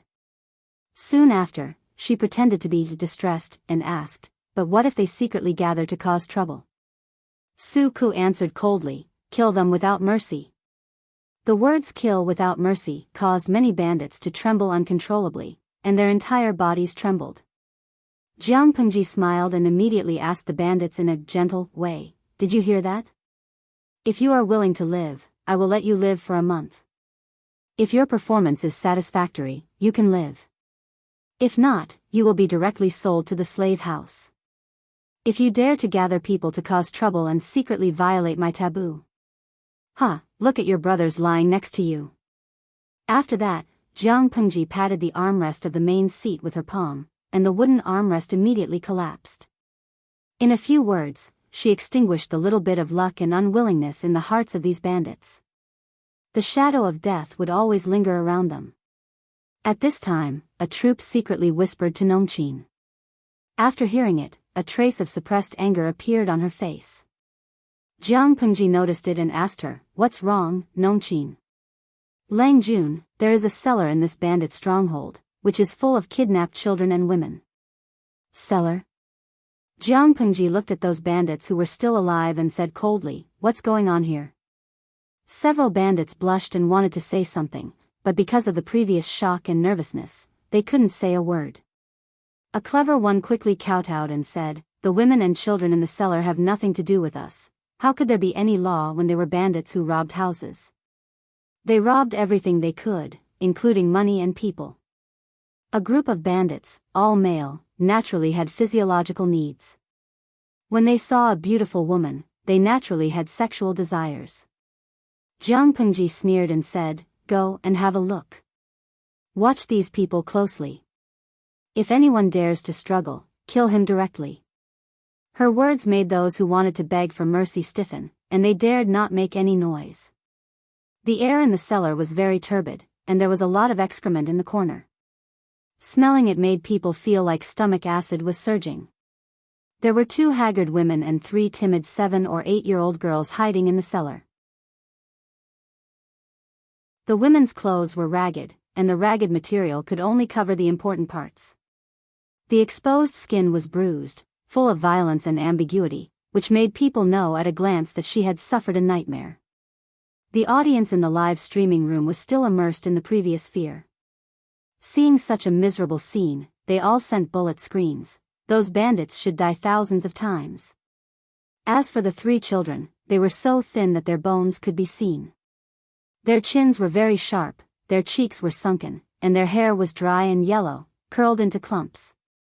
No one knew how long they hadn't been washed. They were so thin that their eyes were especially big. Su Ke followed them and knew what had happened. He was suddenly speechless and didn't know what to say. It was not a peaceful era.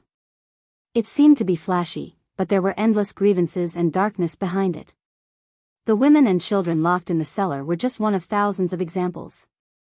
"Bring these people back as well." Jiang Pengji's voice was very gentle, but those people were trembling at the same time, as if she was about to kill. Su Ke asked, "If I take them back, what should I do with them?"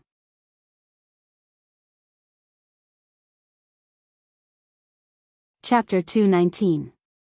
Can a man give birth to a child? Last month, 1,275 plus monthly votes. Jiang Pengji didn't know how to raise useless people. She didn't have that kind of compassion. She had to ensure that the people under her could create value. Otherwise, they were useless. What was the point of keeping them? Therefore, even if she wanted to take them back, she wanted them to create value and contribute to the labor force. Su Ke calculated in his mind and said, "I'll listen to you." "You don't have enough food and money?" Jiang Pengji asked. She didn't want to rely too much on the loos. Except for the initial capital, she had to find ways to get the rest of the expenses. For example, the money she won from the Fulai gambling house. She left some for Nongqin and gave the rest to Su Ke to raise the troops. If he told her that he was short of money, she would probably go to the gambling house to have fun. Su Ke shook his head. "We still have enough. But your goal is not limited to this. We should always plan well so that we don't have enough money when the time comes." How many people were there in the troops? Even if they counted the bandits who hadn't been trained yet, there were only about 100 of them. The expenses were not high. Jiang Pengji gave them plenty of money, not to mention the loot they got from the robbery that night. It was enough to support the troops for a few years. However, his Lengjuan's ambition was not limited to that. It was impossible to satisfy a troop of only 100 people. That was a pain in the ass. As a bookkeeper, Su Ke naturally had to make arrangements in all aspects. He tried his best to divide one coin into 2 coins. Jiang Pengji crossed her arms and looked at Su Ke from head to toe. She said, "Not bad. You look like a bookkeeper." Su Ke didn't know whether to laugh or cry. "Lang Jun, please don't make fun of me." To be honest, he used to think that a bookkeeper's job was easy until he met his Lang Jun. Whether a bookkeeper's job was easy or not depended on whether the boss was noisy or not. Jiang Pengji left a few people behind to guard the bandits and took them away in batches. As for the treasures that they had collected, they were transported back. While the sky was still dark, they had to leave as soon as possible to avoid alerting the other bandits. There were too many bandits around Hejin County. If their actions were exposed and alerted, it would not be easy next time. "Xiaoyu, go back and see if anyone is injured. Give them more supplements so that they won't be disappointed." On the way back, Jiang Pengji suddenly said, "There are rewards and punishments. Good and bad punishments are clear. That way, people won't be agitated, and we can nip the hidden dangers in the bud." Su Ke nodded. "Don't worry, Lang Jun. I will definitely get it done." After a busy night, the troops went to sleep in batches. Another group of people were guarding the bandits who were still tied up to prevent them from causing trouble. The farm was large enough, and there were many empty rooms. Su Ke ordered his men to clean up the other 2 large rooms and turn them into bunk beds. He gave each captured bandit a bed. In order to prevent them from rebelling, they were carefully separated and assigned to the previous troops to be regrouped with each other. Because there were more people, the daily expenses also increased. Su Ke still had a lot of miscellaneous things to do, and he only finished it at noon. Su Ke had seen the Liu family's internal account book recording method and felt that it was very clear, so he simply copied it and used it on the troops. The account book was clear and concise, and the accounts were clear and transparent. It was very useful.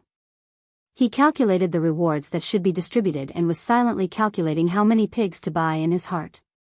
His aunt's voice came from outside the house. "Aunt, why are you here?" Su Ke put down what he was doing and got up to open the door. "Didn't the master reward me with a few bolts of cloth? I think it's not bad. I plan to measure it and make 2 sets of spring clothes for you."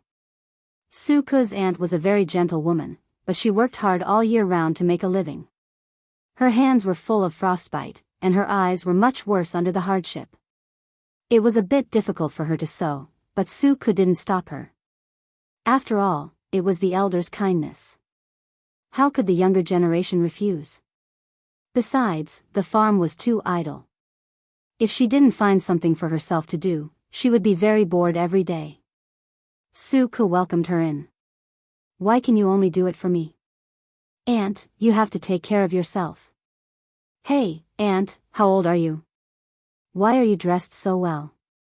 You are working for the master, so you should dress decently." His aunt disagreed. Ah, you wear the same few sets of clothes. It shows how much the master mistreats you. Su-ku coughed awkwardly and said, Aunt Ku brought you here to take care of you when you are old. Don't do the hard work. Make new clothes that need to be made and wear what needs to be worn. There is no need to save. Now that Lang Jun thinks highly of me, I will have a better life in the future. His aunt glanced at him and said, How can anyone live like you, Aunt? You don't have to save for me. In the future, I will buy a few maidservants to serve you. I will treat you like the old madam. You are talking nonsense like you used to. Don't talk about buying maidservants to serve me. If you can bring a maidservant back to continue the Su family's lineage, I will have to worship my ancestors.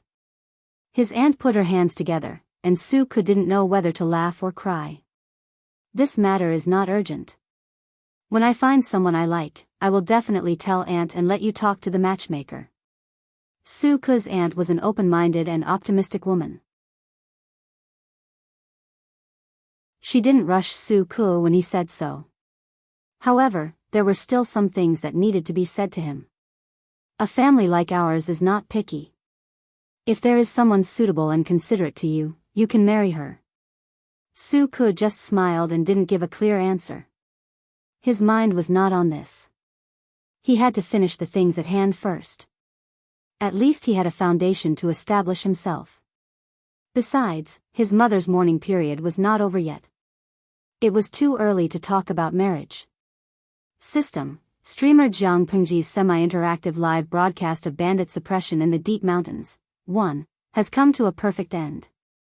Dear viewers, are you satisfied with this? A. Satisfied. B. Average. C. Not satisfied. It was time to conclude the voting again. This time, satisfaction was within expectations. After all, not everyone in the live broadcast could accept her killing, and she didn't want to change her plan for the audience. She thought that it would be good enough if she could pass the satisfaction level. She didn't expect to get a silver treasure chest. When she heard the system message, she opened it directly and chose to draw a prize. It was another card. She clamped the card with 2 fingers and turned it over. There was a picture of a fat white baby curled up on the card. When she saw the small line of words at the bottom, her face was about to crack. Easy pregnancy pill. The young phoenix's voice is auspicious. Once chosen by the king, she will be doted on. However, no flower will bloom for 100 days. She will only sigh at the changing heart of her husband. If she has a baby by her side, she will definitely stand at the top of the harem and look at the flowers with a smile. Usage: take it before sex.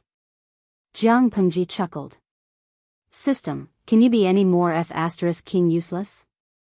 The system was about to explode. Jiang Pengji. That's enough. I am the harem intrigue system. What else can I give you? Jiang Pengji clicked her tongue and took the card. Is there a system that allows men to have children? System: as a harem intrigue system, you don't even have the ability to have children. How dare you say you are not useless? System.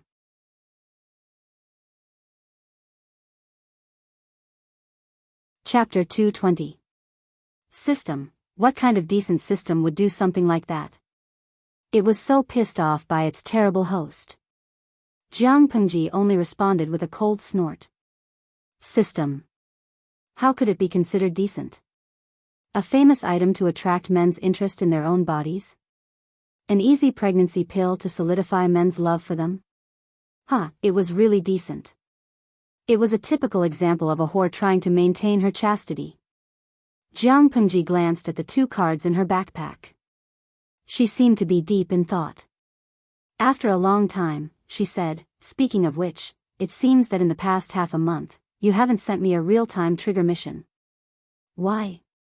Did you secretly uninstall this section? System clicked its tongue and said, how is that possible? After the section is loaded, you can only uninstall it after the second system upgrade. As for why there hasn't been a single trigger mission. Honestly, host, tell me seriously, how many times have you gone out in the past half a month? Other than going to the farm, she would stay at home and read. It was so boring that it was hard for the live stream viewers to watch. Jiang Pengji pinched her chin and said, "What you mean is that if I go out more often, I might trigger a mission?" System answered in a businesslike manner, "In theory, yes." The so-called real-time trigger mission is when the system analyzes the people and things that the host has experienced and determines that there is a need for a mission. Only then will it send a mission to the host. The more people you know and the more things you encounter, the higher the possibility of triggering a mission. But, I suggest that you let nature take its course. Jiang Pengji laughed and asked, "Let nature take its course?" "Yes, the system just did an analysis and found that you have the intention to go against the system. This is not good for you." The first time the system issued a real-time triggered mission, not only did the host decisively refuse to carry it out, but he even calmly accepted the punishment. After the mission was completed, the system was 99% sure that the host wanted to cause trouble again. Don't be so paranoid. No matter what, we're in a temporary partnership. We're in the same boat. What good will it do me if I deliberately go against you? Jiang Pengji spread her hands to show that she had no ill intentions. The system's answer was silence. Although it hadn't been with Jiang Pengji for long, the system already understood that it could only trust half of what she said. After a long while, the system finally spoke. "I am very happy that the host can finally understand the pains of being a system. I will not harm you. I hope that we can get along well in the future." The system and Jiang Pengji seemed to have reached an alliance and restored a harmonious relationship. In fact, they were like two businessmen shaking hands with a smile. Each of them held a sharp dagger behind their backs, ready to plot against the other at any time and then find an opportunity to stab the other in the back. Jiang Pengji only returned to the Lu residence when it was close to dinner time. When she returned, she heard from the gatekeeper that Lu Shi was waiting for her in the study. Frowning slightly, she lightly said, "I understand. I'll go see my father now." Why was Lu Shi looking for her? Jiang Pengji had a vague guess. It was either related to the bandit suppression the night before or there was news from Meng County in Sang Prefecture. Although she did not take the initiative to tell Lu Shi about the bandit extermination, she did not deliberately hide it from him. The farm was kept a secret from outsiders, but not from Lu Shi. It was normal for him to know about it. As soon as he arrived at the study, he saw Lu Shi sitting upright with a slight frown on his face. His fingers were flipping through the booklet on the table. He was engrossed in reading. As usual, Jiang Pengji first saluted him. Then she said, "Father, what can I do for you?" Lu Shi then raised his head and gestured for Jiang Pengji to sit beside him. "You." Lu Shi was about to say something, but he suddenly stopped. He looked a little hesitant. "Are you hurt?" Jiang Pengji was sure that was not what Lu Shi wanted to say before.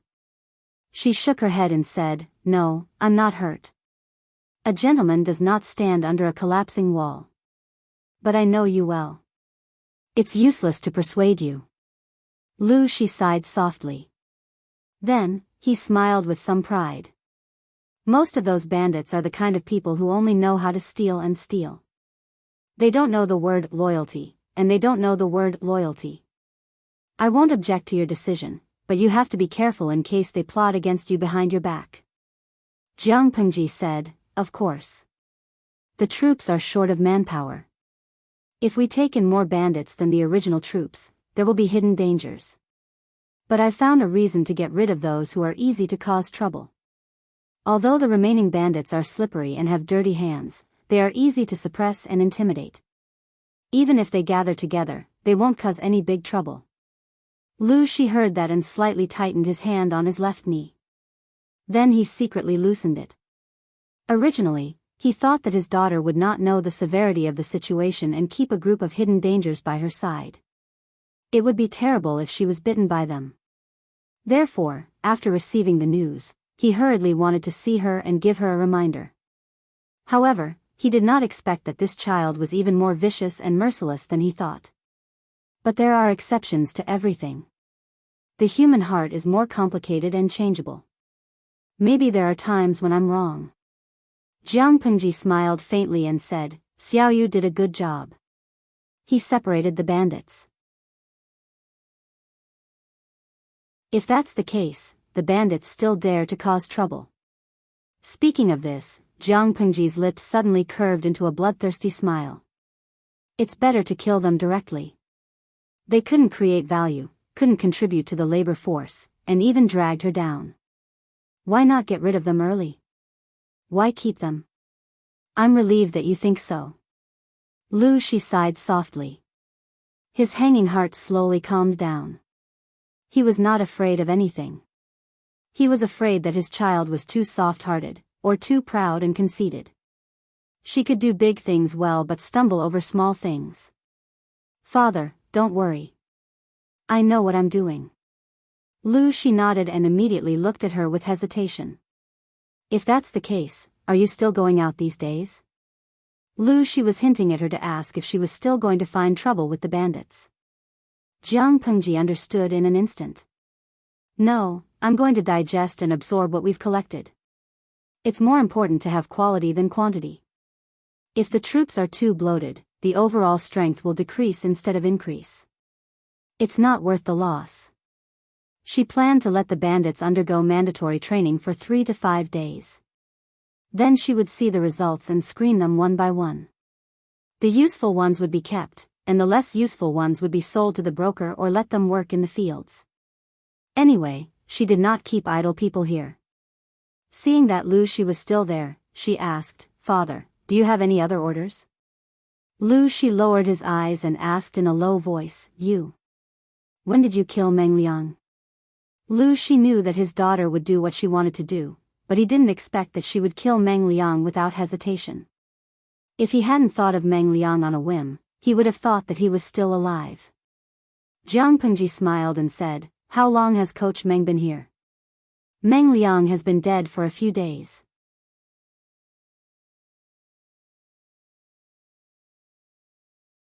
Chapter 221. One of the only father, you don't know about this? Jiang Pengji thought that with Lu Shi's attention to her, nothing that happened around her could be hidden from his eyes.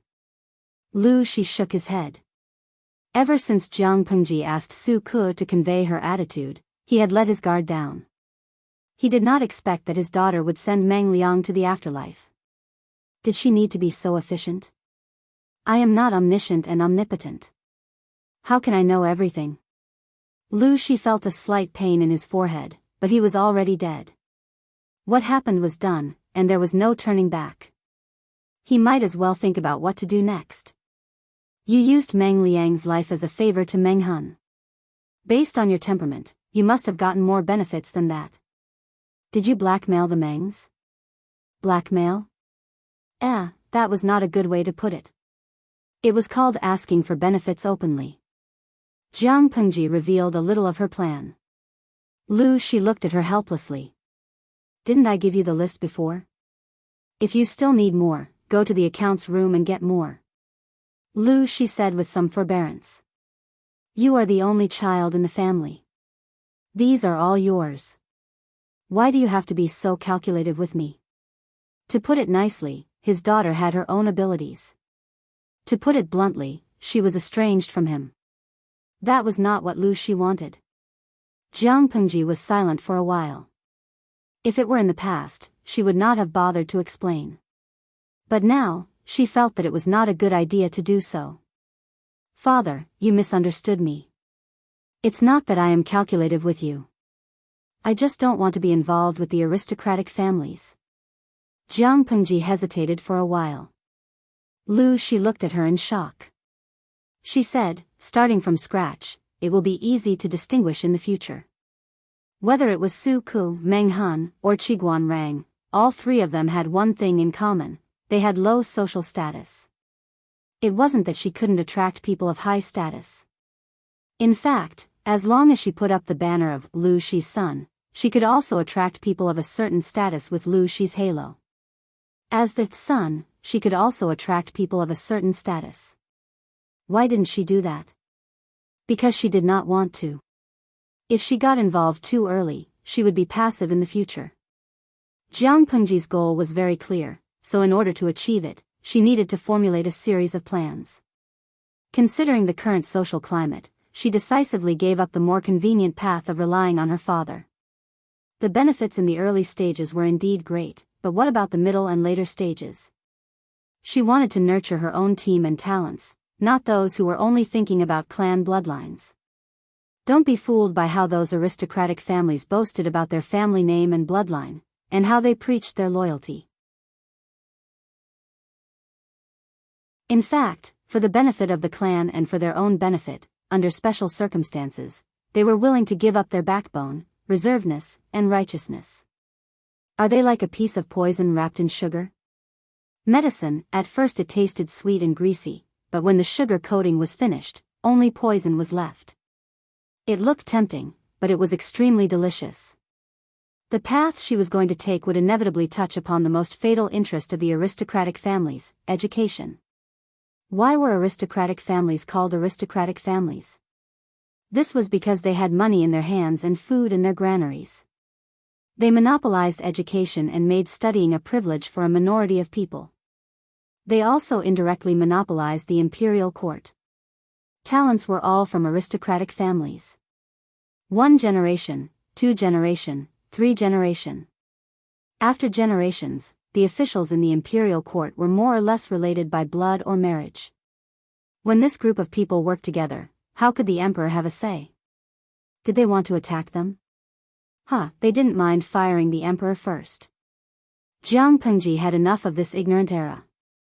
Out of 100 people she met outside, 99 of them were illiterate. In addition to education, there was also the land. Were the farmers in Dongqing not hard-working? They were very hard-working. Jianghu was very clear about this. They worked before dawn and only returned home with their hoes when the sun set. They worked from dawn to dusk, and they couldn't even save a surplus of food throughout the year. If they were unfortunate enough to encounter a natural disaster, they couldn't eat a full meal throughout the year. Perhaps a large number of people would starve to death. Starving people everywhere. Was this just a word? This was a living hell on earth. But why were they so hard-working, but still unable to eat enough and wear warm clothes? Was the land too barren, or was the tax exploitation too vicious? Although Jianghu was criticized by the system for not going out much, in fact, she was trying her best to understand this era from books and understand their lives through chatting with the farmers. The more she understood, the clearer Jianghu was about the path she wanted to take. This path was very long, but she would try her best to plan and perfect it. Obviously, in the path she planned, the aristocratic families were not allowed to interfere in the beginning. If they were, the development in the middle and later stages would be more restrained. She wanted to promote education so that all children could study, regardless of their status. Would the aristocratic families be willing? She wanted to reform the land so that all the hard-working people could reap the benefits they deserved. Would the aristocratic families be willing? Her ideas touched the most important thing in their lives. They would use all their strength to oppose it. When the time came, would they listen to her, or would she listen to others? As a son of an aristocratic family, Jianghu's ideas were simply unorthodox. She was a living freak. Why? Lu Shi held back for a long time before he asked these few words with trembling lips. Jianghu asked calmly, "Father, do you think there is a difference between being the only one and being one?" She was very clear that because of her cheap mother's influence and spoilers, Lu Shi had long been mentally prepared for this reality. In terms of stirring up trouble, Lu Shi fully supported her and supported her to take that path. Therefore, she wanted to have a frank talk with the other party. The only one. Lu Shi was smart and instantly understood what she meant. What was the only one? There was only one since ancient times. What was one? One among all the living things. The meaning of Jianghu's words was very clear. She wanted to step on the aristocratic families, promote education, reform the land, and enlighten the people. To the small group of people in the aristocratic families, she was indeed hateful. But to all the living things and people in the future, she might be the only one to reach this step since ancient times. Those who came later would not be able to catch up. Jiang Pengji smiled suddenly and said confidently, if father thinks that I am disobedient and unfilial, it is still not too late. She was still young. If Lu Shi wanted to deal with her, there was nothing she could do, right? Of course, if Lu Shi wanted to keep her, he had to have the ability to do so. Lu Shi choked. The shock in his heart turned into helplessness. You know that I won't hurt you. If not for the fact that you have a strong backing, why would you say this to me? Because she was sure of it, she dared to talk to him frankly. To your father, there is nothing more important than your mother, you, and your 2 elder brothers. Besides, even if the aristocratic families were weakened, as the future royal family, who would treat the Lu family unfairly? Lu Shi was a smart person.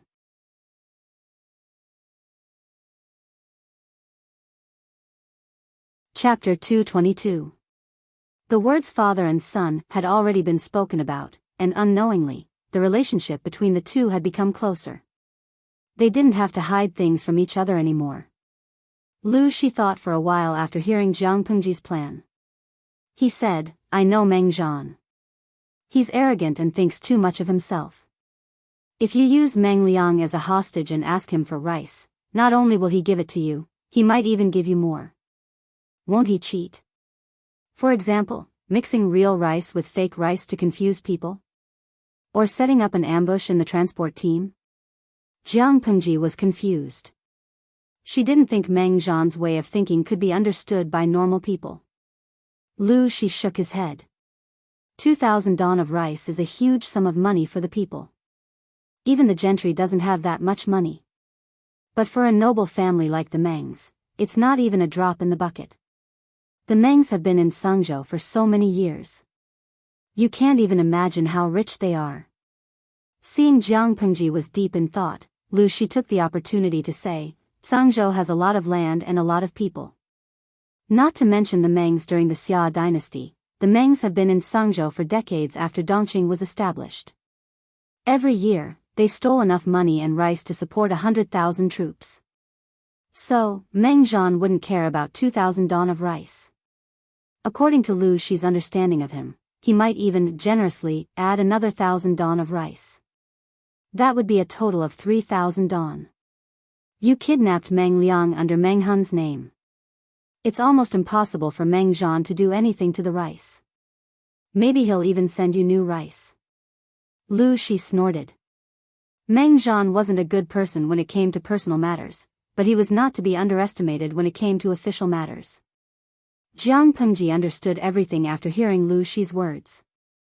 Father, you mean? Meng Zhan won't do anything to the rice. Instead, he'll send it over openly to show that he's a good man and Meng Hun is a hypocrite who doesn't care about the death of his wife and daughter for some rice? Yes. According to my understanding of him, he'll probably do that. He's good at disgusting people. The person who knew you the most could be your opponent. Lu Shi and Meng Zhan had broken off their relationship. The two families did not keep in touch with each other, and there were many conflicts in private. Lu Shi knew Meng Zhan very well. Meng Zhan was an extremely proud man. He wouldn't condescend himself to fight with a lowly person like Meng Hun. In other words, he didn't care. Jiang Pengji secretly sneered and said, if that's the case, it's really disgusting. If Meng Liang was still alive, the Mengs would have used 2,000 dawn of food to exchange for his safety. Meng Hun would have become the laughing stock of the world and his reputation would have been ruined. Unfortunately, Meng Liang was already dead. If the Mengs dared to use this method to disgust her, she would let them know what disgust was. But then again, he didn't expect the Meng family to be so rich. Their accumulation was so rich that it made people envious. If I had known that he was so rich, I would have asked for 30 to 50,000 stones. Asking for a mere 2,000 stones will only make people laugh at me in secret. Jiang Pengji added unhappily, the Mengs are so generous. I reckon they can take out tens of thousands of dawn of grain without a frown. Lu Shi almost choked on his own saliva. Was his daughter a bandit in her past life? 2,000 dawn should be enough. I'm afraid you can't afford more. Lu Shi said, don't treat the Mengs like a sucker. They won't care about such a small profit. But if they ask for too much, I'm afraid they'll really get angry. How could 2,000 dong and 20,000 dong be the same? In Lu Shi's opinion, a newborn calf is not afraid of a tiger. It was a perfect saying for his daughter. Who would cause trouble for the Mengs? Not only did she do it, but she also killed Meng Liang and abducted Meng Hun, who had a grudge against the Mengs. How much of a grudge? But thinking about what Amin had said, he could understand. Maybe it was fate. His daughter and the Mengs were born to be incompatible. Jiang Pengji thought about it and asked, 2,000 dong of grain is just a small profit for the Mengs. What about other families? Lu Shi didn't understand and asked, what? She said, I wanted to use this batch of grain to temporarily suppress the rising price. Father, you should know that the incident in Meng County in Sang Prefecture hasn't spread yet. Only a few people know about it.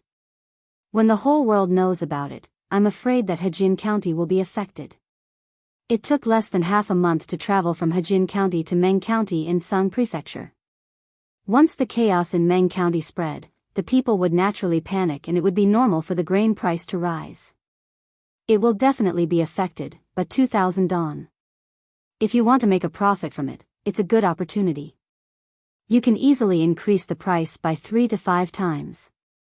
After all, it's a free gift from the Mengs. But it's definitely not enough to suppress the grain price. After all, he was the chief of Hu County, and he lived in this era.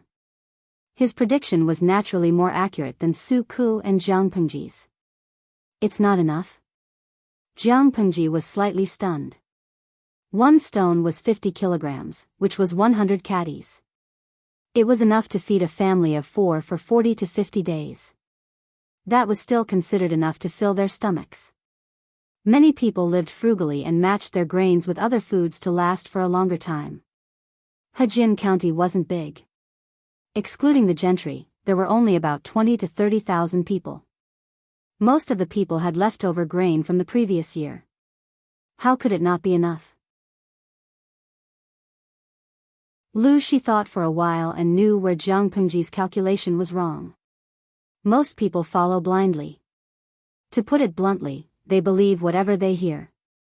Lu Shi explained to her in detail, the reason why I said 2,000 dong is not enough is that the rich families with extra money might buy a year's worth of grain at one time or even longer. But your calculation is based on 1 or 2 months' worth of grain per person. If you calculate carefully, 2,000 dong is indeed enough. Lu Shi sighed and said, you know that every family only needs to buy 1 or 2 months' worth of grain and hold on until the autumn harvest. Even if the civil unrest in Meng County in Sang Prefecture is serious, it won't really affect the people, but they won't consider it. If Jiang Pengji wanted to make a fortune with 2,000 dong of grain, it would be absolutely easy. But if she wanted to suppress the grain price, not to mention 2,000 dong, even 10,000 dong would be a stretch.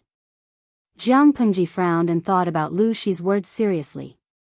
Jiang Pengji didn't think it was embarrassing for Lu Shi to deny her plan. He knew the era better than she did. As a native, Lu Shi had more experience and knowledge about the era than she did. What if there is a purchase limit? Lu Shi was confused. Purchase limit? Jiang Pengji thought for a while and explained, a few days before the civil unrest, the people will be anxious and there will definitely be a fight. Then the grain store will sell 500 dong or 1,000 dong of grain at once to create the illusion that there is an abundance of grain and calm the people. After that, there will be a limit of 100 dong of grain per day, and the weight of each person's grain will be limited. It will be enough to buy for a month. Jiang Pengji thought about it and felt that there was nothing wrong with the idea, so she asked for Lu Shi's opinion. What do you think, father? Lu Shi was speechless.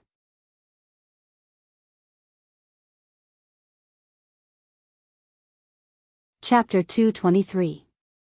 2,000 dong of grain had the same effect as 20,000 dong. What else could he say? Lu Shi asked, daily purchase limit. That's not bad. But what if some people buy the grain repeatedly for several days in a row? Jiang Pengji's aim was to suppress the grain price. That meant that when the prices of other grain stores skyrocketed, she would sell the grain at the same price as usual, or at a slightly higher price than usual. The people would naturally choose to buy from her. Most of the commoners lived a frugal life. If they could be cheap, they would. They would not be extravagant. They were not going to starve to death.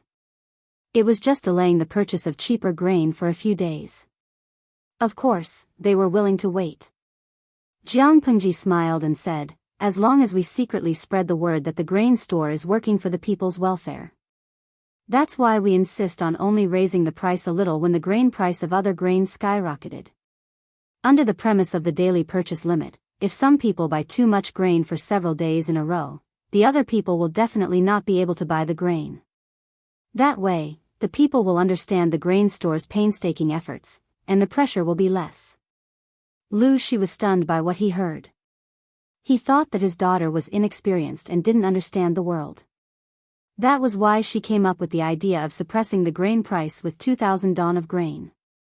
Looking at her now, she was indeed inexperienced, but she had a sharp mind. He only needed to point out a flaw, and she was able to correct it.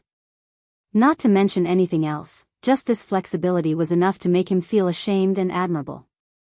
If she followed her plan, the grain store would probably sell a few thousand don of grain and win the hearts of the people in Hejin County.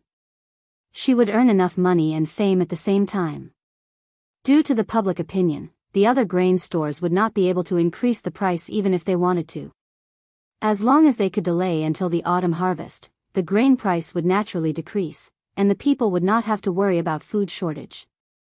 But if that's the case, the profit will be less than expected. Jianghu shook her head with pity. She originally wanted to sell 2,000 don of grain for 10,000 don to trick the gentry families in Hejin County. It seemed that she had to give up that tempting idea. She had too little grain in her hands. It was not enough to play such a big game. If Lu Shi knew what she was thinking, he would not be able to help but roll his eyes. Her current plan was enough to make people hate her.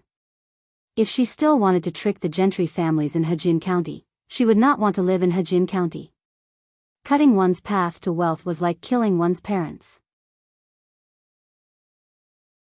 The landowning households could have used this opportunity to clear out the stockpiled grain in their granaries and earned their fill to their heart's content. Because of Jianghu's interference, the market share of grain prices in Hejin County for the next month would be taken away by her. She could not be so shameless. Lu Shi did not know whether to laugh or cry, but he had more confidence in Jianghu. Those who were truly capable, no matter how they started, even if they had a bad hand, would still be able to reach unimaginable heights. There was no doubt that the daughter before him was such a person. Lu Shi smiled faintly and said, "It's good that we can earn it. After all, it's a gift from the Mengs. Shihu 10 don of grain, Lu Meng. Doff of Lu 2 don of 6 Lu don of Lu, she said. As the saying goes, a pillow comes when you doze off. If the Mengs were really kind enough to send an extra 1,000 don of grain, it would be great. 2, father and 6 doff Lu 2, D2, Lu 2. Shi Lu don, Wu 6 dang Wu. The father and son tacitly ignored the expressions on the faces of the Mengs when they brought the food and Meng Liang's body away. That kind of scene would definitely be very beautiful. They wanted to use their generosity to humiliate others, but reality slapped them hard in the face. Meng Hun was a hypocrite? He wasn't. He had guts and brains. He cheated the Mengs of a few thousand don of grain, and he even dared to wield a butcher's knife against their baby to avenge his wife and daughter. The Mengs wanted to trample on Meng Hun's dignity, but Jianghu did the same. The development of the troops was very smooth. Jianghu had removed the troublemakers early on. The remaining people, with the cooperation of Meng Hun and Su Ku, naturally could not cause any trouble. Instead, they were assimilated into the life of the troops and gradually accepted the status quo. What was so good about being a bandit? Even the bandits themselves thought the same. The people of the world looked down on thieves like chickens and thieves like dogs. Who would want to be a bandit that was despised by others if they could eat their fill, wear their clothes, and live a decent life. Looking at the money the others received, the bandits secretly laughed at them. What could they do with such a small amount of money? It would be gone after a few meals in the tavern. How long could they keep it?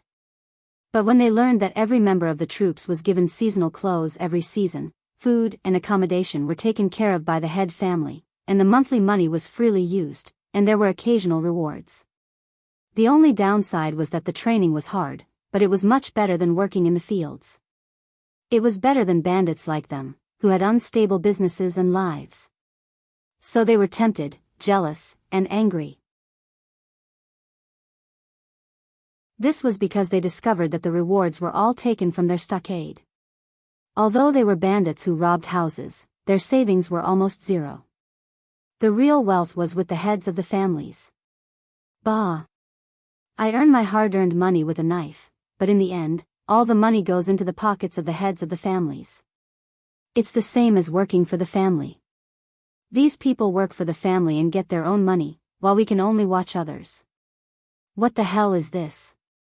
It was the same as working for the family. Their work was illegal, while the others were legal. Naturally, the treatment was different. Then what do you want? Do you really want to work for this family? Several bandits secretly gathered together and discussed in low voices. Their faces were full of struggle. After a long time, the first bandit to complain said, "I'm afraid of starving. As long as I can eat my fill, save some money, marry a wife, and give birth to 2 fat boys. It doesn't matter who I work for. I can only watch those heads enjoy themselves all year round. I've risked my life and done so many things against my conscience, but I haven't even seen a sow." His position had begun to waver, and the others who were originally not firm also began to waver. "I'm also afraid of starving.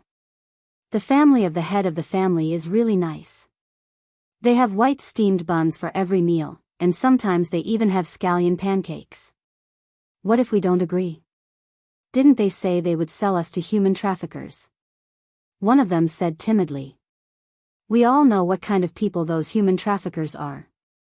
It's better to work hard and try to be chosen by the head family."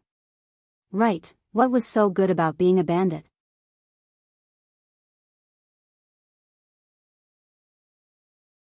Chapter 224. Jianghu crossed her arms and leaned against a wooden pole. She raised her eyebrows as she looked at the training scene in front of her. "I thought it would take a lot of effort to tame these bandits, or at least 10 days to half a month. I didn't expect that you could tame them in just 3 to 5 days." She smiled at Su Ku, who was standing beside her.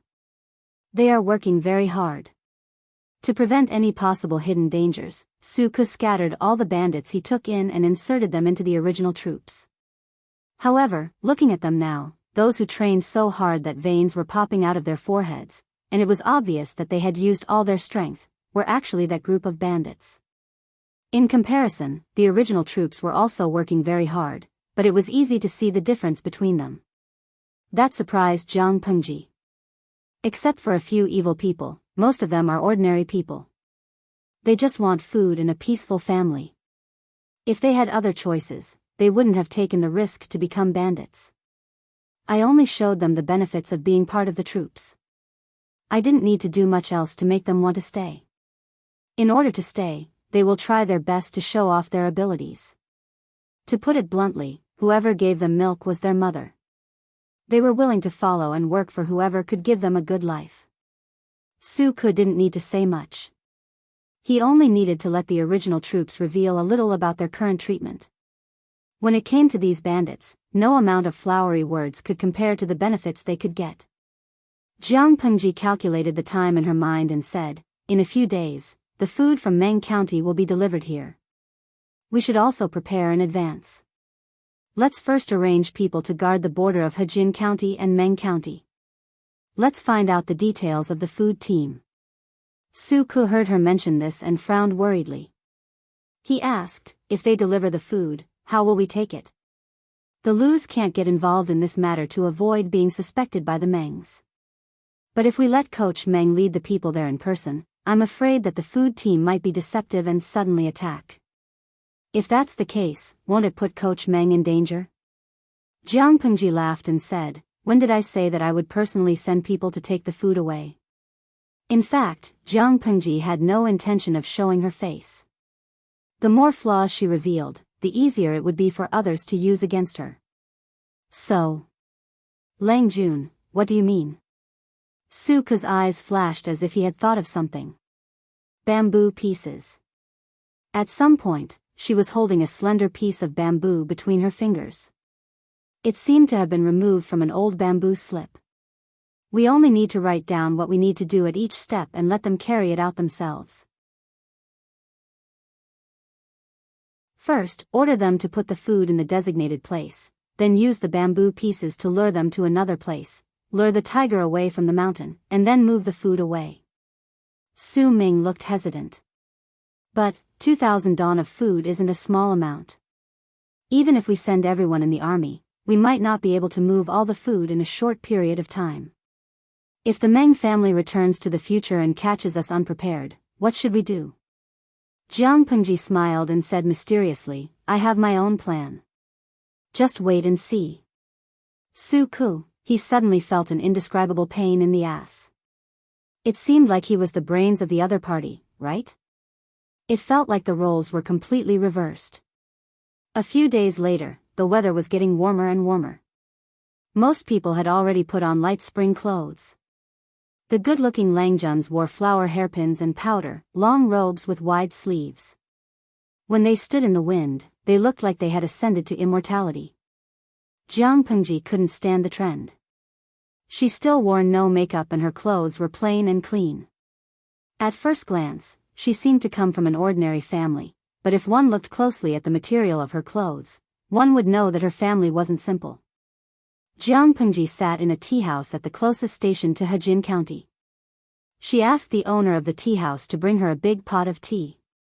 Lanting, the taste of this tea. It must be hard for you to eat it. Qiguan Rang glanced at the clay bowl she was holding and gulped down the tea. He looked at the shabby surroundings and shook his head. Jiang Pengji secretly rolled her eyes. Nothing will happen to me if I drink it. Why can't I drink it? Compared to the delicate tea she usually drank, the big pot of tea was rough and simple. There was a slightly astringent taste in her mouth. But the tea house next to the station was for travelers to quench their thirst. You could drink it for 1 coin, so you could not expect the taste to be good.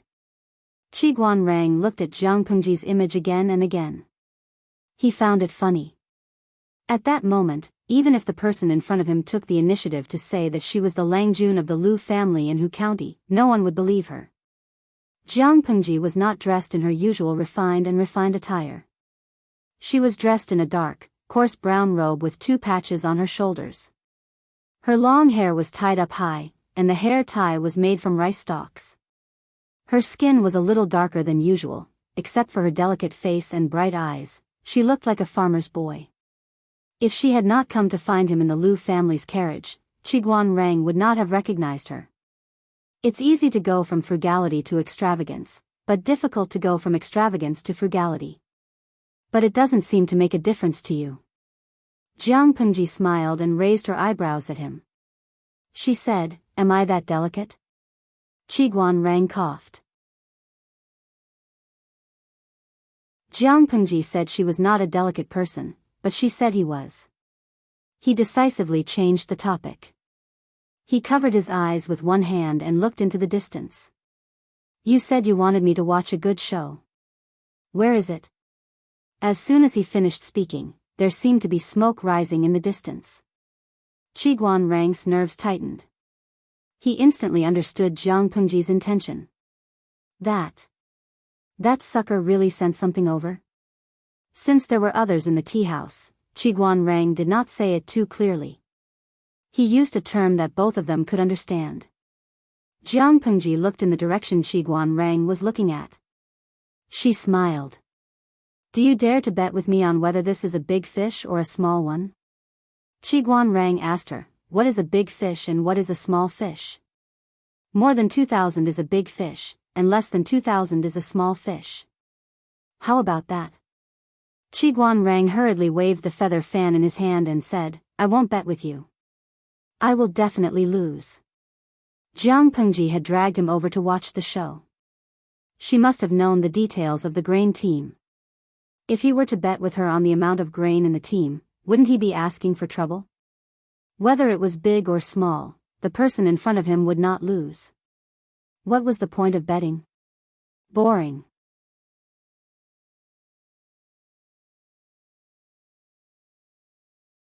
Chapter 225. The grain team transporting the grain was very large, and there were more than 200 soldiers dressed as military officers on both sides of the team. Each of the soldiers was holding a gleaming spear in their hands. Even if someone coveted this batch of grain and wanted to take advantage of the situation, they would have to think twice before doing so. The laborers were sweating from head to toe. Their faces were red, and their clothes were drenched in sweat. They were overjoyed when they saw a tea house next to the station. "Sir, we've been transporting the grain for so long. We're all tired. Why don't we rest for a while before we continue?" The leader of the laborers approached them with a smile and talked to the leader of the soldiers who were guarding the grain. They were all made of flesh and blood, not made of steel. After transporting so much food from Meng County to here, the cooks were physically and mentally exhausted. However, the soldiers on horseback were blind and could not see. Anyone who was slow would be whipped. Luckily, Hejian County was right in front of them. It would only take them half a day to get there. Otherwise, someone would die of exhaustion if they continued like this. The leader of the soldiers was the one who had been spared by Jiang Pengji on purpose. He was eager to make up for his mistake by performing meritorious deeds. After receiving the task of escorting the grain, he had been constantly squeezing the laborers' energy and urging them to travel day and night, hoping to rescue Meng Liang as soon as possible. As the days passed, he felt more and more uneasy. He kept feeling that something bad might happen if he delayed any longer. Coupled with his eagerness to perform meritorious deeds, he naturally did not notice the fatigue on the laborers' faces. Even if he did, he wouldn't care. They were just a few laborers. How could they compare to the second Langjun of the Mengs? If something happened to Meng Liang because they were too slow, who would take the blame? However, now that they were only half a day away from Hejian County, the anxiety in his heart had eased a lot. In addition, he also felt a little tired, so he simply followed the leader's words and waved his hand to let the whole team rest for an hour. After receiving permission, the cook leader felt as if he had been pardoned. He hurriedly shouted to the cook at the back of the team. "Hurry up. The tea house is right in front. Let's go there to rest and have a cup of tea." When everyone heard this, they were instantly motivated. The long grain team was like a wriggling worm, slowly approaching the tea house.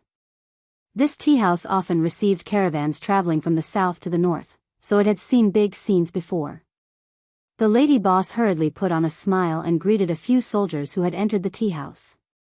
The rest of the soldiers found a random place to sit outside. Jiang Pengji saw that the proprietress was running around in circles. Qiguan Rang looked as if he had seen a ghost. Jiang Pengji stood up with a kind and honest smile on her face. "Lady boss, why don't I help you?" "Hey, I was in too much of a hurry and forgot to bring my copper coins."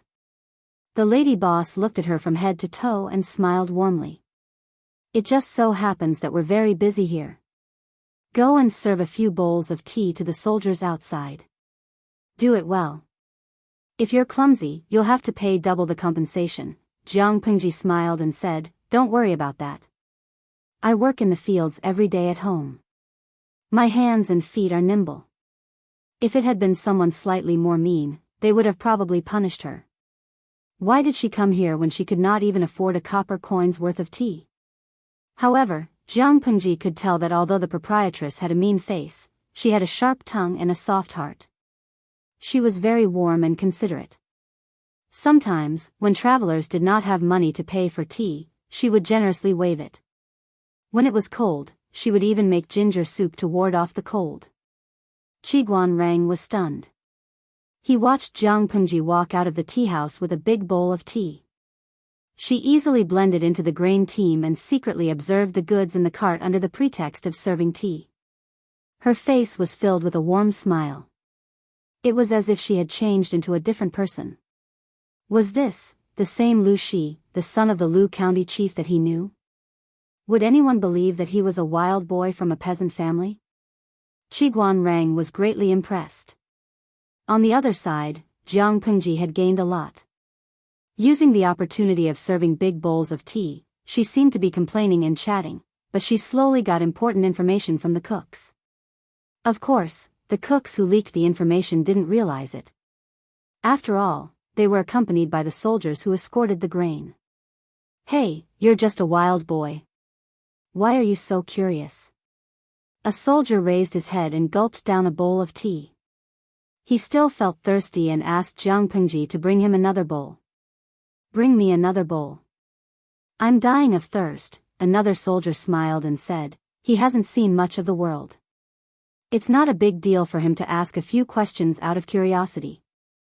Anyway, he did not ask any important questions, so he could answer them. Jiang Pengji readily agreed. 2 bowls of tea. Please wait for a moment. Qiguan Rang looked at Jiang Pengji's nimble figure as she busied herself everywhere. If he didn't know that she had an ulterior motive, he might have misunderstood. However, for a noble son of an aristocratic family to go this far in order to obtain information, he had to give it his all. He laughed involuntarily. After an hour, Jiang Pengji, who had not stopped for a moment, finally had the chance to sit down. The grain team had set off again. You really? Why do you have to do this? Qiguan Rang did not know whether to laugh or cry. If I didn't do this, it would be hard to get close to them. Jiang Pengji had been busy for a long time, so her mouth was dry. After drinking a bowl of tea, she felt refreshed. She whispered to Qiguan Rang, there's no problem with the grain team. It's not 2,000 dong, it's more than 3,000 dong. The Mengs are really generous. I just don't know if they'll still be smiling in 2 days. Qiguan Rang raised his eyebrows and said in surprise, I only saw you bustling about and trying to get information from people. You didn't even get close to the grain wagons that were being guarded by the soldiers. How did you know that there was no problem with the grain? You even knew the specific amount, Jiang Pengji said, that's easy. Look at the weight of the wheels. The weight of the same bag of grains and sand is different. I also went to get some information from those cooks, and I can roughly estimate the total amount of food they have. Although Jiang Pengji was busy, she was actually multitasking. She added in a low voice, of course, I took the opportunity to get close to the grain team not to look at the grain. Qiguan Rang was suspicious. The main purpose of getting close to the grain team was not to look at the grain? Then what was it for? He frowned slightly and began to recall Jiang Pengji's actions during this period of time, hoping to guess her real intention. Don't keep thinking about it. I'm here to deliver something. If I don't take this opportunity to deliver it, it will be inconvenient to take action at other times, and it will easily arouse suspicion. Jiang Pengji smiled as she drank her tea. Her satisfied look was very much like a fox whose scheme had succeeded.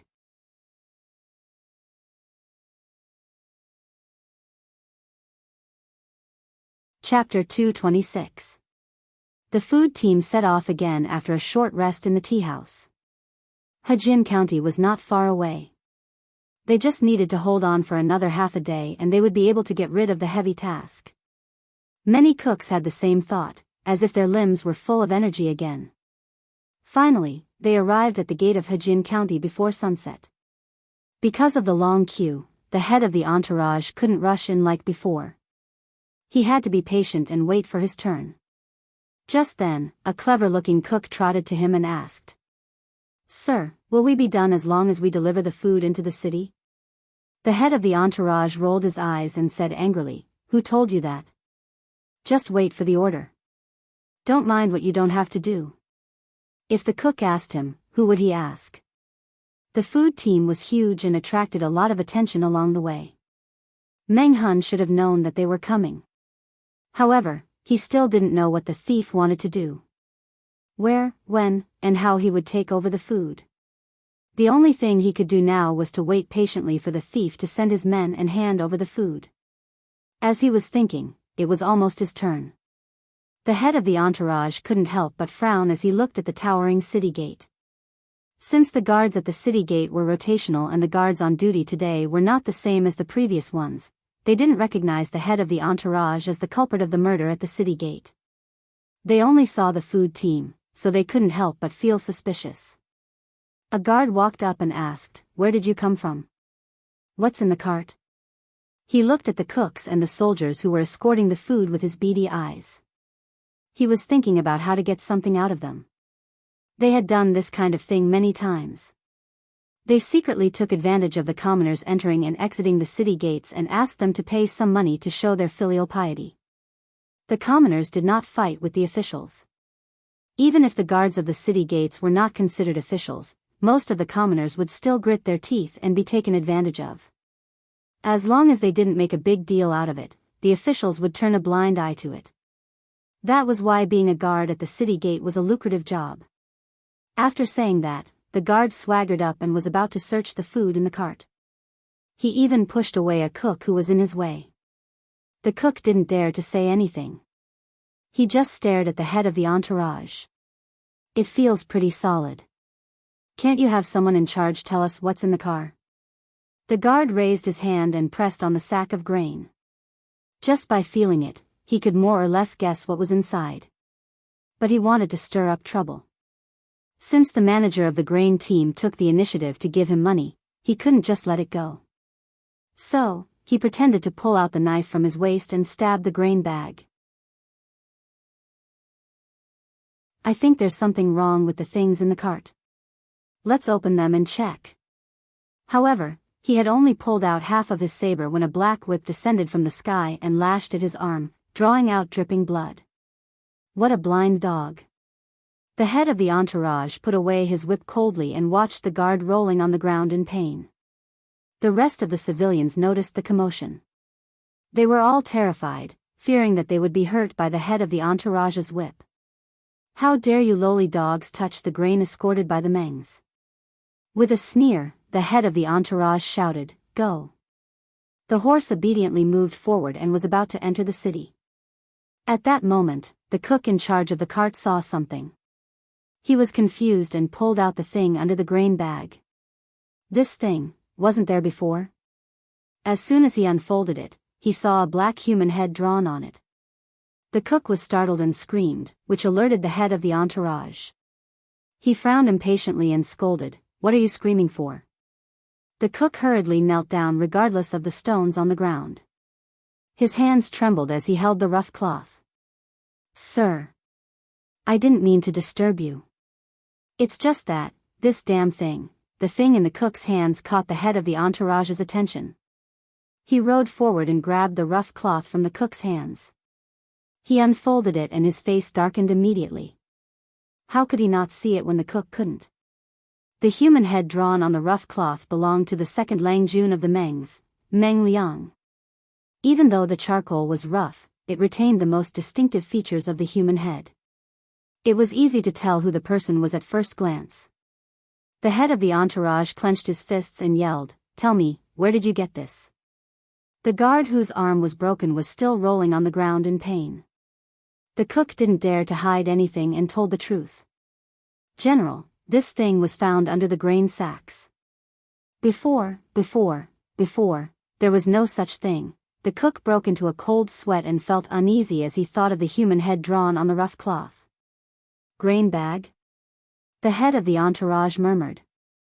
He jumped off the horse and waved his hand to push away the cooks who were blocking his way. He walked straight to the cart and examined it carefully. To his surprise, he also found a piece of coarse cloth of the same texture. There were no human heads painted on it, but strange patterns. All of a sudden, the head of the entourage felt a chill in his heart. He yelled, "Everyone, check the cart and see if there's anything suspicious." While he was feeling uneasy, the guards on duty did not let him go. They all stepped forward and tried to pull out their swords. "Where did you come from? How dare you hurt people in public?" The head of the entourage sneered and said, "I not only hurt people, but I also have the guts to kill people. I'll kill you if you come any closer." As soon as he finished speaking, the soldiers who were responsible for escorting the grain rushed forward and pointed their spears at the guards. The two sides were in a stalemate. However, there were only 20 to 30 guards at the gate, while there were more than 200 soldiers escorting the grain. At the moment, they found 1 to 3 pieces of rough cloth in different sizes on each cart. It was obvious that they were torn randomly. Most of the rough cloth had strange patterns on them, and some of them were rough and ugly characters. The head of the entourage put the rough cloth together with a cold face. It turned out to be a picture. There were some small characters next to the picture. The head of the entourage read it carefully. His face turned purple after reading it. The delivery is so slow. If you want Meng Liang to live, send the grain here as soon as possible. We won't wait for you. Meng Han, the traitor of the Mengs. This was so arrogant. The head of the entourage wanted to tear all the rough cloth, but he couldn't do that. Meng Han's words were very clear. They needed the grain badly and they were running out of patience. If they delayed any longer, Meng Liang's life would be in danger.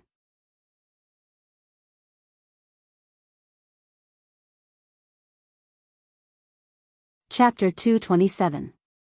He forced himself to calm down and asked his subordinate to find an experienced hunter who was familiar with the mountains near Hejian to lead the way. As for entering the city? No way. The location on the map was outside the city, not inside. It would be a waste of time to enter the city. But before that, he had to figure out one thing. When did Meng Han's men put the cloth on the wagons? Not only was he confused, but the cooks who were responsible for transporting the grain were also confused. To ensure that the amount of grain was correct, they would check the wagons carefully every time they went to a place for repairs.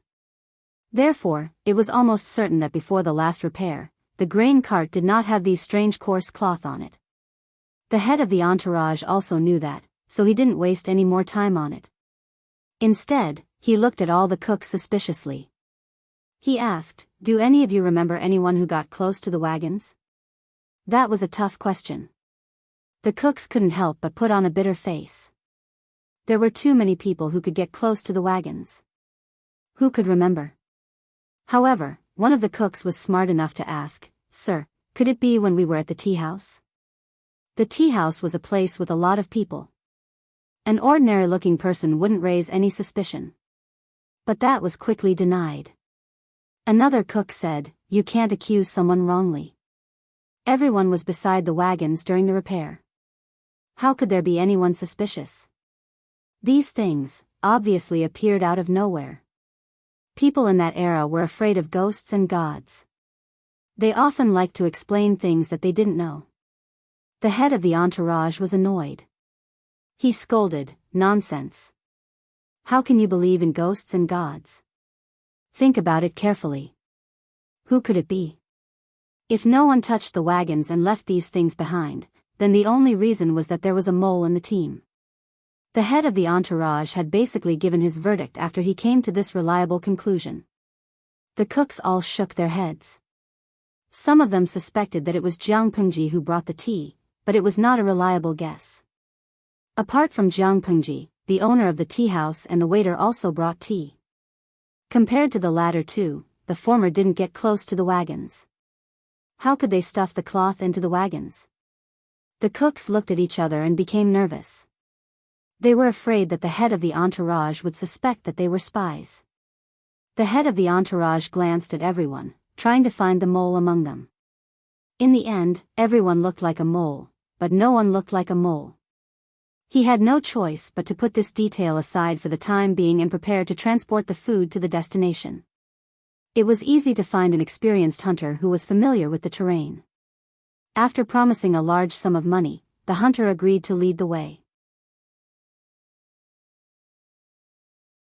However, this made things difficult for the laborers who transported the grain. The mountain road was steep and not suitable for the grain carts to travel.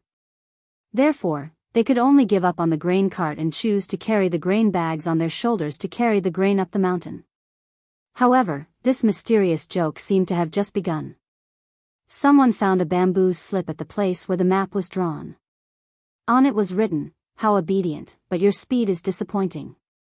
I can't wait any longer. Sending the food to this place is a punishment for your inefficiency. Meng Han, the traitor of the Meng family. The head of the entourage's face turned as dark as the bottom of a pot when he saw the bamboo slip and the coarse cloth under it. At this time, a soldier asked him, "Boss, what should we do now?" The head of the entourage was breathing heavily. Although he was not carrying the grain, the mountain road was steep and he was wearing heavy armor. Naturally, he was sweating and breathing heavily. What else can we do? Just do as the higher-ups say. Meng Liang was still in Meng Hun's hands. If they dared not do as he said and angered Meng Hun, he might kill Meng Liang. By then, they would be the ones crying. For the sake of Meng Liang's life, they had to obey. Fortunately, the destination marked on the second map was not far from here. The old hunter told them that they could get there in about 15 minutes. Ah. You're fast this time. But I've already left.